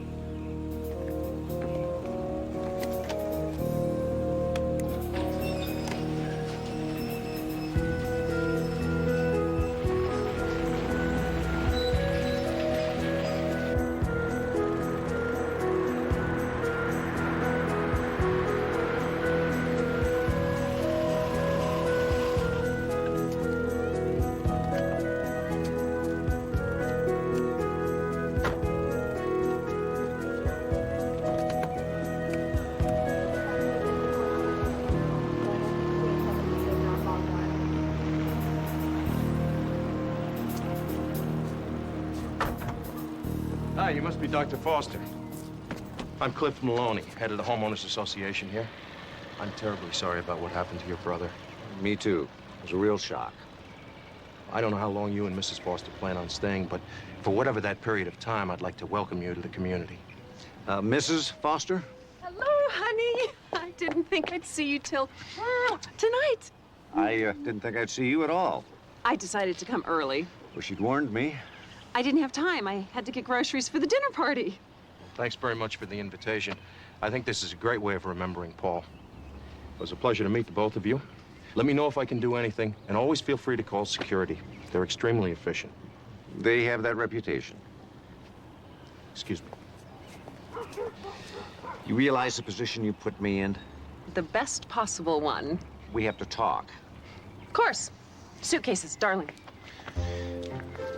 Wouldn't want to forget my suitcases, darling, after the trip I've had. Where are you going? We need to talk. Not until we unpack your bags. The master bedroom's up here. You're gonna love it. Better.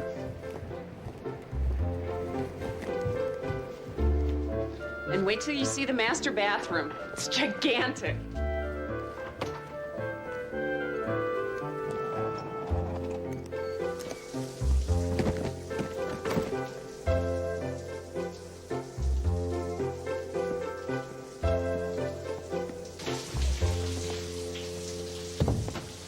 From now on, whenever you hear the shower running, it means I want to talk to you in here. Better acoustics. No, it's the only place that we can talk safely. Why, alien replicants don't like water? The place is bugged top to bottom. You've been reading too many of your own magazines. Paul Foster told me he used to always call me from the bathroom with the water running. He said it was the only place that he felt safe. Well, maybe he felt safe here, but I don't. What are you doing? I'm leaving. The steam is bad for my jacket. Didn't you hear what I said? Paul Foster was scared. Well, he may have been scared, but he wasn't very smart. Cell phone conversations can very easily be intercepted. Well, I think he feels worse than anybody about that.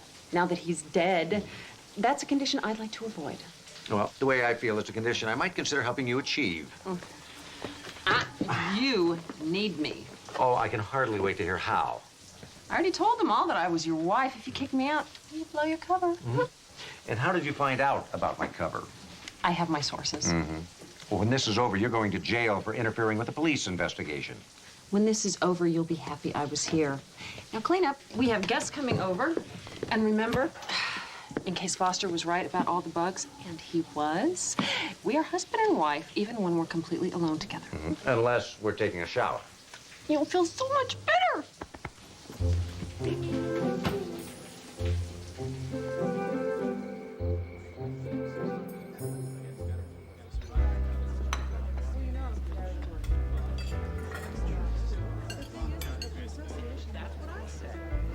That's an interesting technique, picking up a fork like that. Protects the monograms on the handles. Too many hands would just rub it right off. Well, these aren't monogrammed. They should be. It's an old habit you fall back into when you're trying to keep yourself busy after your brother-in-law dies. You know, it's funny, he never mentioned either of you. There was a strain between Paul and Steve. It's just a tragedy they never patched things up.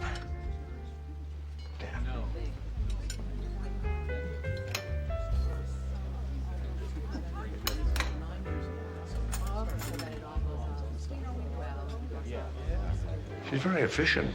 Obsessed. Pretty. Annoying. How do you mean? Well, for instance, she thinks the whole house is bugged. Is it? Doubtful. But you're not sure. No. I think I gave her the benefit of the doubt. She's been 2 steps ahead so far. Excuse me, Dr. Foster. I've got some folks here I'd like you to meet. This is Charles and Frederica Harris. They're your next-door neighbors. And Frank and Kathleen Wolverton, they live down the block. Right. Dr. Steve Foster. This is Dr. Mark Sloan. He's my boss at Community General. Nice to meet you. Quite a neighborhood you've got here. Yeah, sure is nicer than our old place. Certainly more efficient. But dull. Every property is just like every other property. Askew lawns, shag carpets. There's blonde wood and marble everywhere. But it did put you into redecorating overdrive. You should see her wheel those credit cards. Frank complains, but I've made the house feel just like we're back in Miami. You know, somebody did a nice job of this house. Yes, but it's not warm. I told Paul he really should have used more color.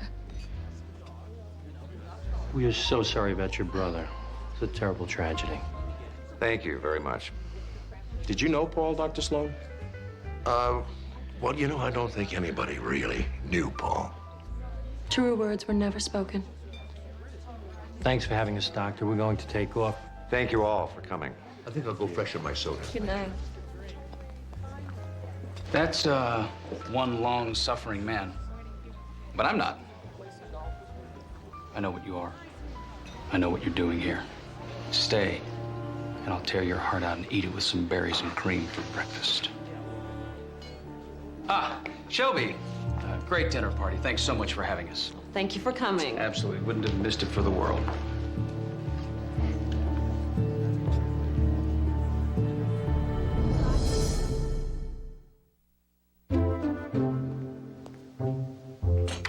Darling, I need your help with the shower.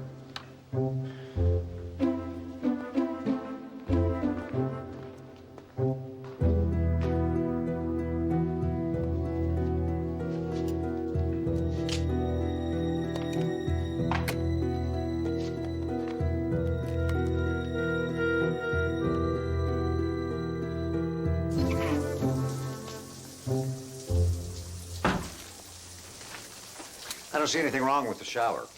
Here, Wouldn't it be easier just to stick those in the dishwasher? that would wash the fingerprints off. Oh, along with the gravy and those little bits of ham.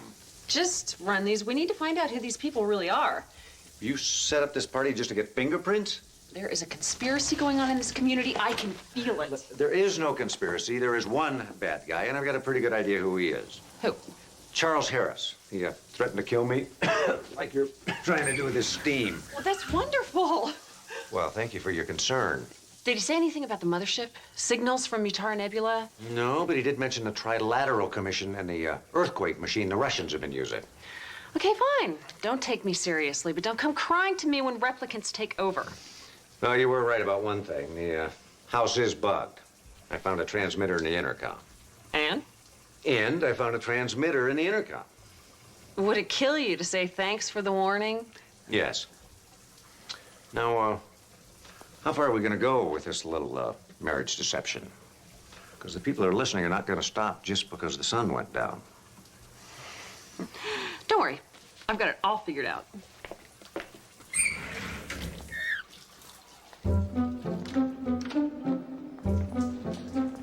How can you be so insensitive, you pig? You can sleep on the couch again tonight till I change my mind. Men.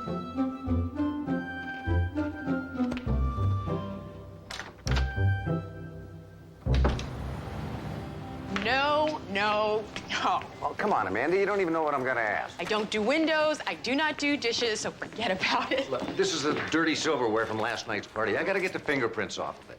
I can't go anywhere near the station as long as I'm posing as Dr. Stephen Foster, Otolaryngologist. whatever. All right, I'm gonna work with you. I'll squeeze this in between the stroke victim and the guy that got hit by a train. Thank you. You're welcome. Hey! I hear congratulations are in order. What are you talking about? A wife and a medical degree all in one day? And I'm counting the hours until I don't have either. All right, I have the chart on Donnelly here, the first Hill Ridge victim. The circumstances were almost identical to Foster's killing. They both were shot twice, once through the base of the skull and the second time through the heart. And they both were shot from behind at long distances. We're looking for a professional sharpshooter. Sounds like a warm and welcoming community you live in. Amanda Bentley, pathology. Yes, I'll be right down. Steve, you're not going to believe this. You have a patient waiting for you downstairs. Right. I'm not joking. They want you down there stat. That means fast. I know.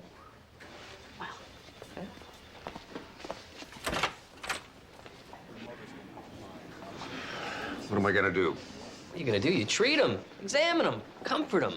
Most importantly, don't hurt him. It's part of the Hippocratic Oath. I never took the Hippocratic Oath. You kidding me? In that cool jacket? That fancy name tag? You could have fooled me. You're enjoying this, aren't you? Yes, I am. All those times you dragged me into doing police work, all those times I stood face to face with death. You never stood face to face with death. All right, well, all the times I mistakenly thought I was standing face to face with death. This is payback time. There's some rubber gloves in that dispenser on the wall in case you need them. In case I need them for what? Probing. You're coming with me. I got rounds. I need a consult. Here's his chart. Doctor? Well, hey, Doc. I hope you don't mind, but I remember you saying you were an ear, nose, and throat guy. And, well, I've been putting off getting this sinus thing checked out for the longest time. But who better to check me than Paul's brother? Yes, who better? Mr. Maloney, this is Dr. Travis. He's a promising young physician here. Learning at the feet of the master. Wow. Guess I picked the right doctor. So where did you transfer from? Private practice. So, Dr. Travis, what would your first diagnostic move be? Well, I think I would begin by examining the patient. Good answer. Well, you're right. He's a smart one. You know, Paul never spoke too much about his family. Which of you takes after your dad? Our sister. Now then, here. Which end of the depressor do you use? This one. Now, open wide.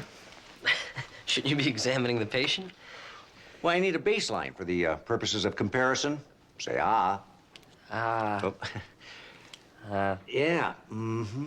Well, it's a good thing I decided to take a look. This tonsil back here is pretty inflamed. Oh. This one back here. We'll discuss that tonsil later, Doctor, but I'm afraid I may have to take it out. Whatever you say, Doc. You know, it's a terrible shame about Paul. I just can't imagine why anyone would want to harm a man like your brother. Neither can I. All righty, then. Let's just have a look, shall we? Don't I get a new one of those? That one's kind of wet. Oh, you know what? We won't even use a tongue depressor. That's how good he is. Here we go. Uh-huh. You know, I think I'll refer you to one of our allergists. Huh? We only have one allergist. And that's the one I'm going to refer you to. Good, because I'd like to get to the bottom of this. Mm-hmm. See to it, will you, Dr. Travis? And make it snappy. We're late for rounds. It's the best.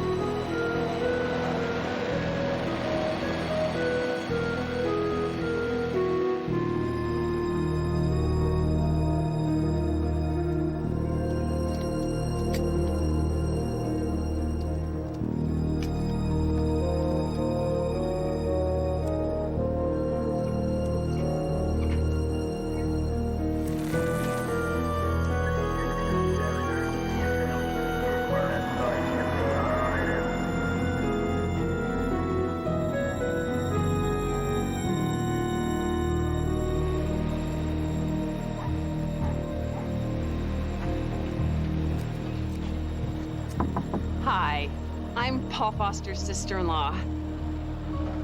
The house around the corner, the stucco one with tile roof. They're all stucco. And they all have tile, ma'am.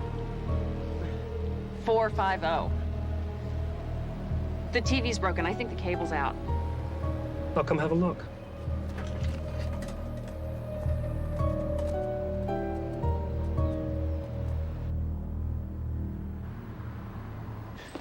Sorry we're late. Dr. Travis invited me to go on rounds with him. Oh, please stop encouraging him. The doctor invited himself. Yeah, I gotta maintain my cover. Someone's already come to check on it. With my luck, the whole community will show up for an exam. Well, while you guys were on your rounds, we were busy getting the fingerprint analysis done. That was fast work. Deceased, deceased, deceased? What's going on? All the guests at the party were already dead. Oh, that's impossible. They didn't look dead. I mean, they ate, they breathed, they didn't even smell bad. And he says he isn't a doctor. Oh, come on, you guys cooked this up, didn't you? This is a joke. No joke and no mistake. Honey, I'm home.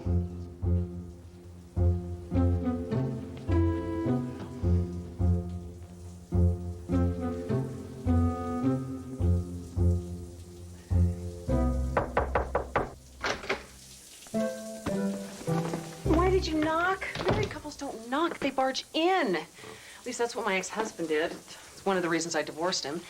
And where have you been all day? I would expect to be abandoned by my ex-husband like that, but you're a cop. You're supposed to be a more responsible spouse. Aren't you getting into this marriage role just a little too much? For your information, while you were out playing doctor all day, I was busy investigating. There were people walking their dogs. The dogs looked drugged. So did the people, for that matter. Really? There were workmen. They were supposed to be workmen. They weren't working. They were watching me. Well, why wouldn't they watch you? You're new here, you're pretty. You really think I'm pretty? Look, just get to the point, will you? There were milkmen delivering milk. Now, who delivers milk these days? Milkmen? Okay, how about this one? I asked the cable repairman to come check my reception. He came without an appointment. Now, that is strange. Did you run those prints?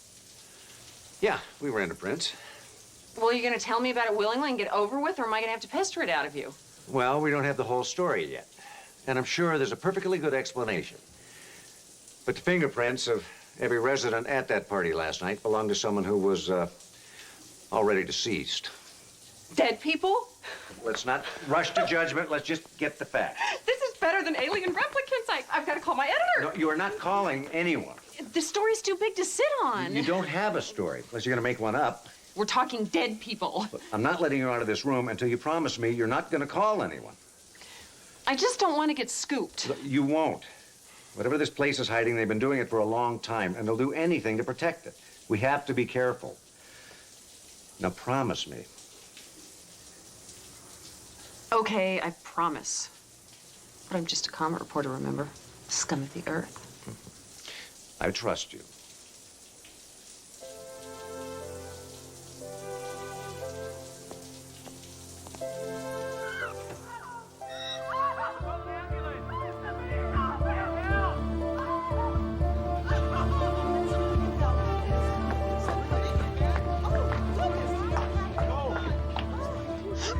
Fell changing a light bulb.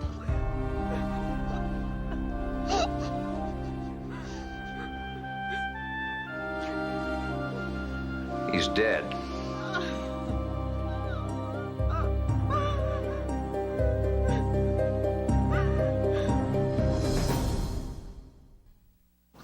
Give him some room. Cause of death looks accidental. Mr. Harris broke his neck the moment he fell. There's nothing anybody could have done for him. I wonder. You think the alien replicants got him? I think your wife needs you.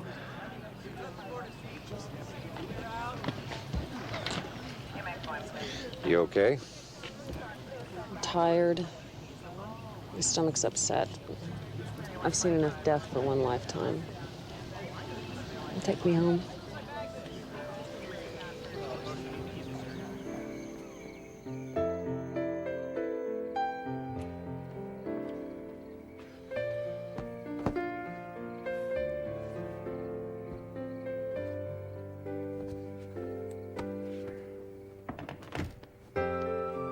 Where are you going?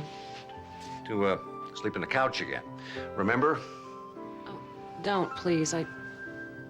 After everything that happened today, I really don't want to be alone. Would you mind staying up here tonight? Not at all. Honey.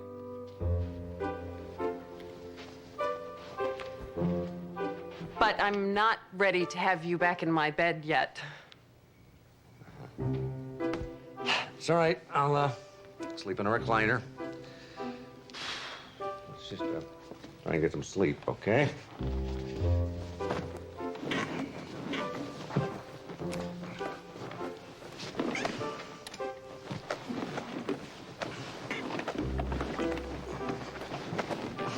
Always loved recliners.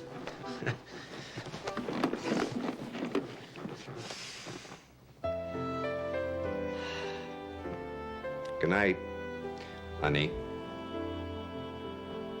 Good night, darling.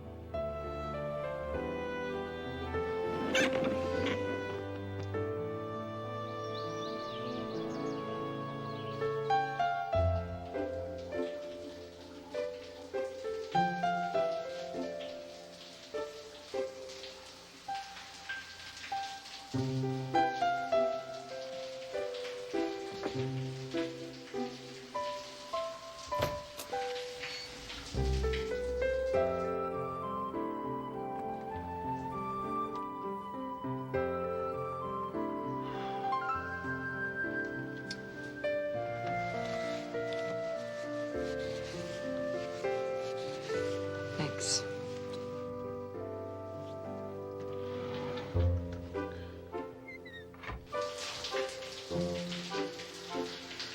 Listen, I gotta go, but do me a favor, will you? Stay out of trouble. No more walks around the neighborhood. Well, it's a new day. Something terrible is going on in this neighborhood, and I intend to find out what. This is a murder investigation. I don't want to come back here and find out you're the latest victim. I won't be. I promise.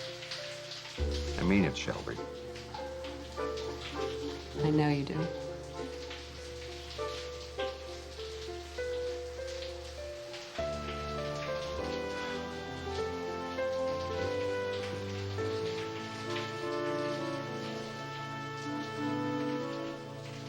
Charles Harris had a contusion on his forehead, undoubtedly caused by the fall from the ladder. He also had a badly twisted ankle from the same fall. But what killed him was a broken neck, plain and simple. I couldn't find anything else. I looked, trust me. You know, I just don't buy this as an accident. The guy that threatened me at the party just happens to die in his own house changing a light bulb. You found traces of Synthroid in Harris's system. Nothing significant, just a therapeutic dosage. What's Synthroid? It's a thyroid replacement drug. Well, didn't you say Paul Foster had an enlarged thyroid? Yes, but he died from gunshot wounds, not thyroid disease. Yeah, but I still think we ought to do a few more tests to find out what else our two bodies have in common. All right, this is a partial gene sequence on both men, but the number of correlations is no fluke. What's the percentage? You tell me. I'll highlight them. 3 out of 4. What's it mean? Well, if Amanda were to run a test on you and me, we'd match up about 50% of the time. Because I'm your father, I contributed 50% of your genetic material. Your mother contributed the other half. See, there's only one way the two people can match up 75% of the time. They were brothers. And they kept that a secret even though they lived across the street from each other? Why? What the hell is going on? I don't know. Certainly puts a different spin on the Harris's threat. You know, he knew you were an imposter. He probably thought you had something to do with Paul's death. He was terrified of you. Did Shelby ever explain why Paul Foster contacted her, of all people? Well, I assume it's because she was the only person that would listen to a story about alien replicants. I wonder.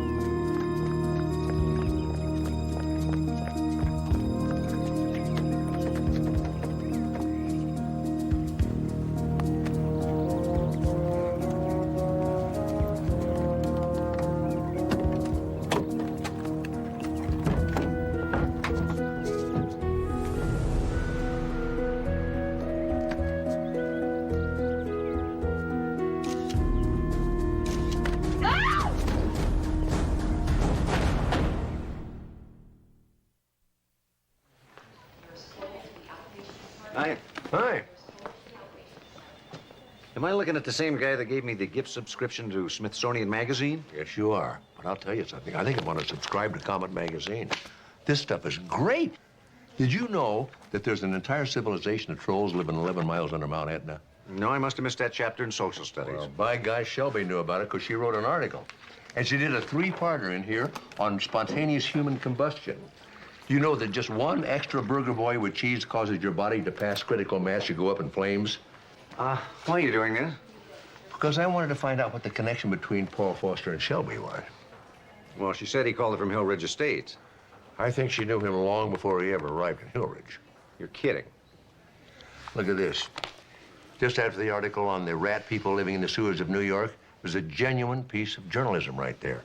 About the bigger staff crime family in Miami. She mentioned it the other day. This was written 7 months ago. 4 days before a big bus took that family down. Now, the godfather of the family goes on trial this week in Miami. So you think Foster was the unnamed source that she mentions in the article? I think when he found himself in trouble, he called the one person he thought he could trust. But what kind of trouble?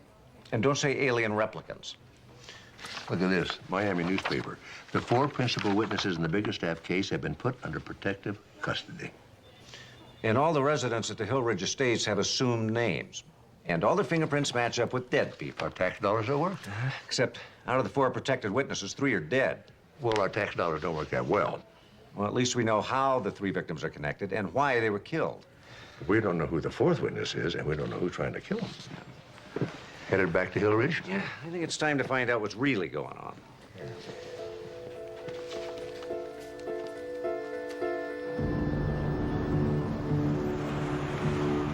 Hello, Dr. Foster. Hey, Phil. Want to get the gate for me? Here's where we can see him. It was a geraniums, wasn't it? I was supposed to plant narcissus.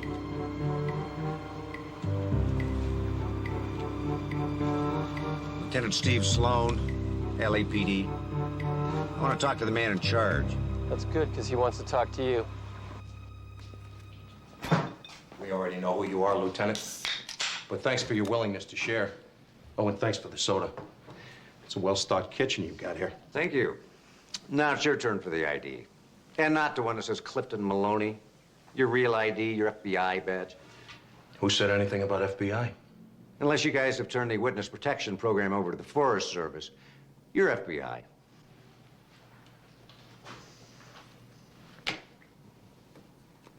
I assume you've increased security on the 4th witness in the Biggerstaff trial. Well, that's very good, Lieutenant. But since you're fishing for his name, I'll just cross you off the list of potential assassins. I appreciate that. What I don't appreciate is you keeping this secret from the local authorities. Specifically me. It's federal jurisdiction. Yeah, but dead bodies keep turning up in my jurisdiction. Oh, and I suppose that justifies you coming in here undercover and potentially blowing the entire thing. Oh, no, you guys are doing a great job of that all by yourselves. 3 dead witnesses out of 4. You ever consider it might be an inside job? Now, wait a minute, It seems to me you could use some help from someone objective, like the LAPD. Okay. You want in? You find out what your lady friend was doing here the night Paul Foster was killed. See, our perimeter surveillance cameras caught her on film. She lured him to the north fence. He was shot on his way there. Those shots came from behind. She couldn't have done it. No, but she's obviously involved, or she wouldn't have been there at all. She's probably involved in 2 other murders as well. We just can't get her to tell us how. Where is she? She's here. She's fine. She better be. Get her. You know, you really should have brought me in on this earlier. Oh, took us a while to check you out, Lieutenant. And then we were hoping she was going to slip up and tell you something. And all you got was the sound of running water. She's a very attractive woman. You got enough to charge her? Not yet, but we will. Steve, thank God. You all right? Yeah. Good. Shelby Turner, I'm placing you under arrest. You have the right to remain silent. What? What do you think you're doing, Lieutenant? I'm arresting her for interfering with the police investigation. You can't do that. Well, you prefer I take her in as a material witness in a homicide? I prefer you leave her here. I've got legitimate charges I can bring against her. You don't. As soon as you do, let me know. I'll return her to your custody. In the meantime, she's my prisoner and she's going to my jail. You're interfering with a federal investigation, Lieutenant Sloan. Under the circumstances, it's my sworn duty to interfere. You can't even keep your own witnesses alive.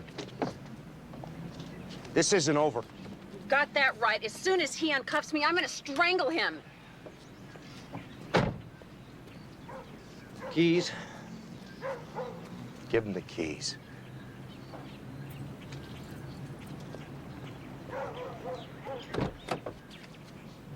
If you take me to jail, I'll kill you. I swear it. But tell me you don't believe him. You make it kind of hard when you keep threatening to kill me.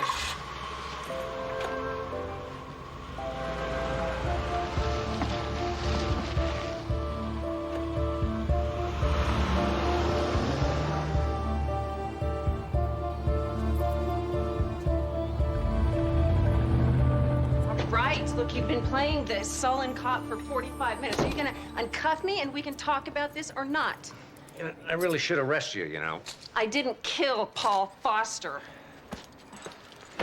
I know. Well, then why are you pulling this "it's my sworn duty" thing on Maloney? Because I can't leave you with someone who might have already killed 3 people. Now tell me about Paul Foster, and this time tell me everything. He was my source inside the Biggerstaff crime family. 7 months later, he calls me up and he tells me he's got this even bigger story. But his life is in danger. And he needs me to help him survive. So he arranged for you to meet him outside the Hill Ridge Estates that night. I didn't lure him to his death. I didn't have anything to do with any of it. You believe me, don't you? You make it difficult. I know. I mean, really difficult. I know.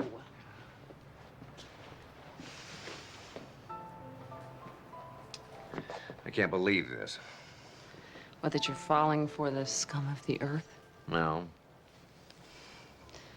I can't believe I'm falling for someone who would call me the scum of the earth. I never said that. Are you sure? Absolutely. Well, then.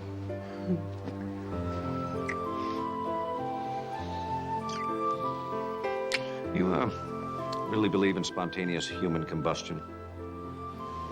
Let me show you how it works. Ah, I see you're still on the Hill Ridge Estate case. You know, he's not really a doctor. He just likes to pretend.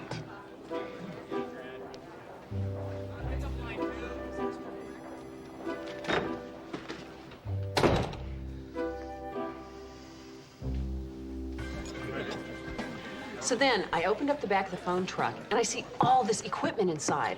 Miniature cameras, parabolic microphones, even ammunition. All of a sudden, a couple guys grabbed me and they tossed me inside. The truck was parked in front of the Wolverton house, wasn't it? How'd you know? Just a guess, because at your dinner party, Kathleen Wolverton said her home was Miami. Where the Biggerstaffs operated. Nice guess. You want a job at the Comet? No thanks. So we know that Frank Wolverton was the 4th witness, but we're still no closer to finding the killer. I think the FBI is behind it all. I think this is a conspiracy that reaches to the highest levels of our federal government.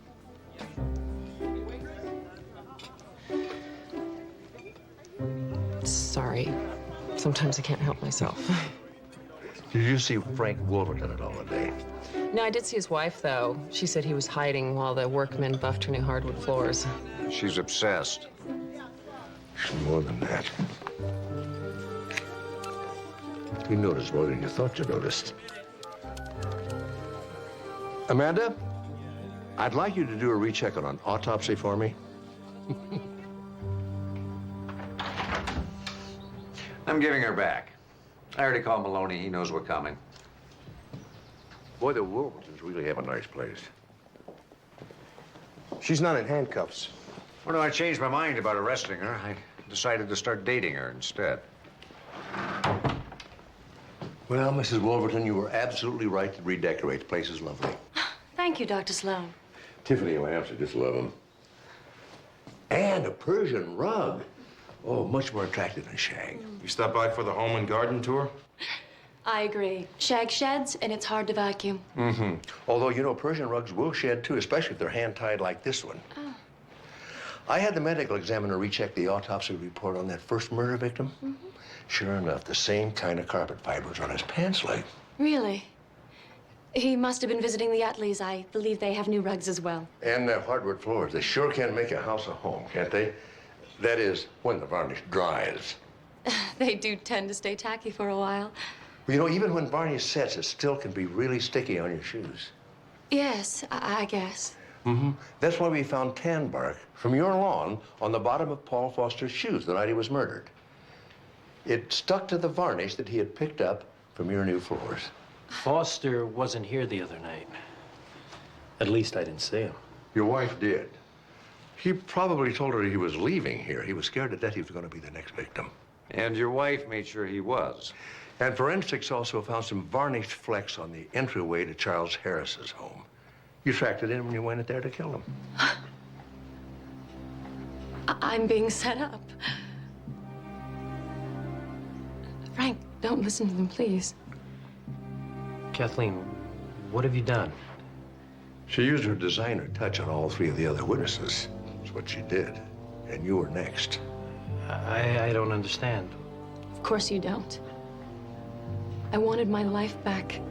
Couldn't stand to live here for another day. When I found out about the amount of money the bigger staffs were offering for witnesses, I couldn't pass it up. And since you're a crack shot... Skeet. Off the back of Daddy's yacht. I thought you loved me. I loved you in Miami. I didn't love you in California. This isn't home, Frank. No matter how much redecorating I did, it would never be home. You would trade my life for a house in Miami? The right house.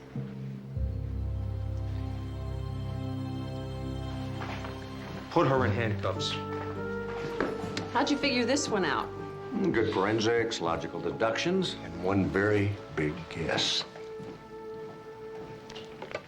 It's gonna make a great story. You know what's so cool about it? What's that? There aren't any mutants in it. I thought you loved mutants. Isn't that a job requirement for working at the Comet? I think I might sit on this story for a week or two. What do you think about that? Why would you do that? Give the FBI a chance to relocate some of its witnesses. Well, how about that? A reporter with integrity. Well, how about that? A cop with attitude. I left my makeup in the bathroom. I'll be right back, and then we can stop playing Dr. and Mrs. Foster. Yeah, I guess we can.